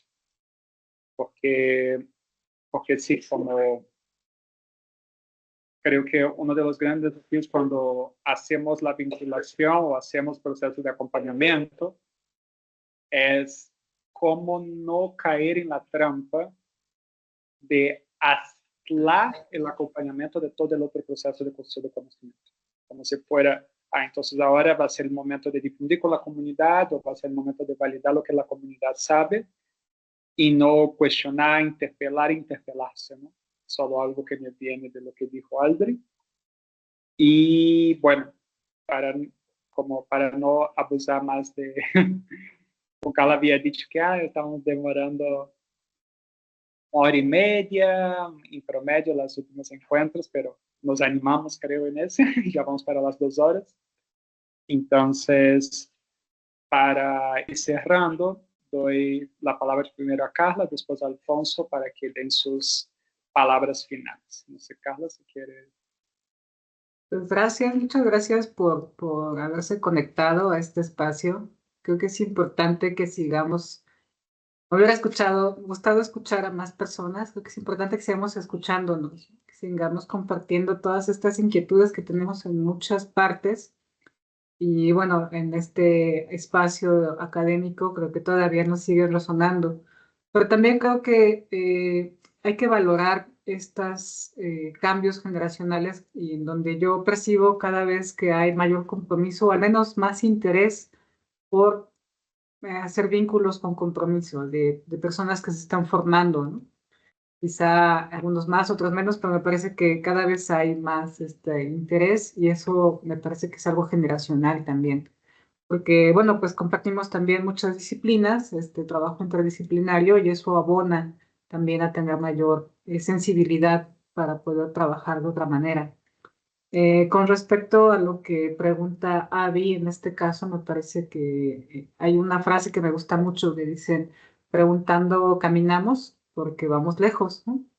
Entonces hay que preguntar a la gente qué les sirve, qué quieren que se publique o no, en qué les puede servir, qué formato se puede trabajar esta información. Ya daban algunas ideas y entrevistas en las radios y podcasts y videos, etcétera. O sea, creo que preguntarle a la gente es un principio importantísimo porque es necesario que nos escuchemos, ¿no? Que la gente sepa cuál es nuestra intención al llegar a trabajar en determinado grupo, con determinado grupo de personas, qué alcance podemos tener, cuánto tiempo vamos a estar, ¿no? Y esto, mantener como un diálogo abierto todo el tiempo, ¿no? Un diálogo que esté basado en la confianza y que no nos conlleve complicaciones, porque también podemos generar problemas, ¿no? En las comunidades con esta buena intención. También podemos generar envidias y cosas que de por sí el tejido social es endeble, pues podemos todavía abonar ahí a los conflictos. Entonces hay que tener como un poco de sensibilidad para relacionarnos. No somos extraterrestres, ¿no? No estamos relacionándonos con otras especies, somos seres humanos que tenemos contradicciones, que tenemos vínculos de poder y demás. Entonces desde ahí, pues reconocernos en esta diversidad creo que es un principio para poder plantear nuestros trabajos, ya sea de investigación o de alcance comunitario, ¿no? Y también desde ahí cuidarnos, ¿no? Porque hay algunos temas, por ejemplo, los temas que estoy trabajando últimamente son temas sensibles, ¿no? Trabajar con personas desaparecidas, con violencia y demás, implica un trabajo también de salud mental, ¿no? Conmigo misma y con la gente. Entonces, si el compromiso no empieza con nosotros mismos, pues difícilmente podemos dar algo más a la gente. Entonces, creo que es importante también desde ahí escucharnos y ser pues honestas, ¿no? En cómo estamos trabajando y también articularnos con otras personas. Me ayuda que aquí ya empiezan a hacerse vínculos. Creo que este espacio también es para eso, para relacionarnos con otras personas que estamos en ese mismo interés y espero que se pueda florecer mucho en estos trabajos. Muchas gracias por el espacio. Bien, yo me voy a limitar como a una pregunta o alguien comentó también de cómo publicar, digamos, estas cosas que ustedes están haciendo, que hay veces, sí, no se encuentra lugar, o sea que en las revistas especializadas que piden el artículo sobre tal cosa específica de una disciplina, muchas veces estas cosas sobre los modos de hacer, estas cosas que recojan experiencias de trabajo comunitario o de una práctica profesional, de bueno, la orientación de un proyecto. Entonces ahí yo le compartía a Joao para que por los medios que él tenga les haga llegar, porque no encontré aquí cómo hacerlo. Uno es una revista del Sindicato de Profesores Nacional acá, que se llama Educación y Cultura. Entonces ahí logramos que el sindicato aprobara que este año hubiera un número de la revista dedicado a Falsborda, pero no es que sea artículos sobre Falsborda solamente, sino sobre los temas sobre los cuales él trabajó, digamos, participación, estas metodologías participativas, movimiento social, bueno, tal. Entonces hay una convocatoria y que admite cualquier tipo de formato escritural. Pueden mandar un cómic, un texto narrativo, un pequeño artículo contando eso.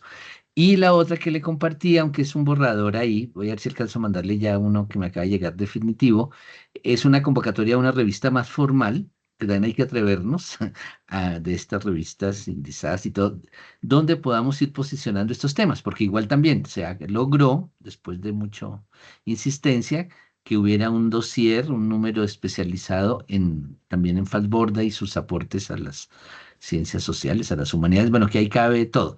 Incluso ahí, creo que en esta que compartí aún no está, pero ya en la versión definitiva aparecen como 7 grandes temas en los que trabajó él, como les decía, participación, investigación, democracia. Hay muchos temas que ustedes, si tienen cosas al respecto, pues pueden ahí ponerlas y vamos posicionando estos diálogos, estas reflexiones que estamos teniendo acá en esos ámbitos también, digamos, eh, sí, más resistentes a estos nuevos vientos. Entonces, gracias, Gabriel, gracias, Carla, gracias a las personas que tuvieron la paciencia de quedarse aquí casi 2 horas. Eh, y pues sí, es un diálogo que continúa aquí desde los bordes de las instituciones. Y recordando que creamos un grupo de WhatsApp, les luego por correo la invitación a todos que están acá porque tienen ese correo. Entonces, ahí ya compartí las 2 convocatorias que está comentando Alfonso y reiterar un poco eso que está diciendo Carla, ¿no? Más allá de los encuentros en sí mismo, el esfuerzo que estamos haciendo es la expectativa de crear una comunidad de práctica. Pensar que lo que hacemos, sea para investigación, sea para la construcción de acciones situadas en territorios, sea para distintos ejes, es un oficio en sí mismo que tiene ciertas actitudes y habilidades, que tiene ciertos valores transversales, que tienen desafíos propios, y cuanto menos solos y solas nos sintamos haciéndolo y tengamos más reconocimiento y actividad entre pares para construirlo, mejor y más fácil lo podemos hacer. Entonces, eso es parte de ese esfuerzo que estamos haciendo, así que invitamos a estar en los grupos y vamos a estar ahí molestándoles con otras cosas en el futuro. Y bueno, nos vemos entonces en el próximo encuentro. Un abrazo. Gracias. Gracias, chao. Hasta luego, gracias. Buenas tardes. Gracias, hasta luego. Gracias, hasta luego. Hasta luego.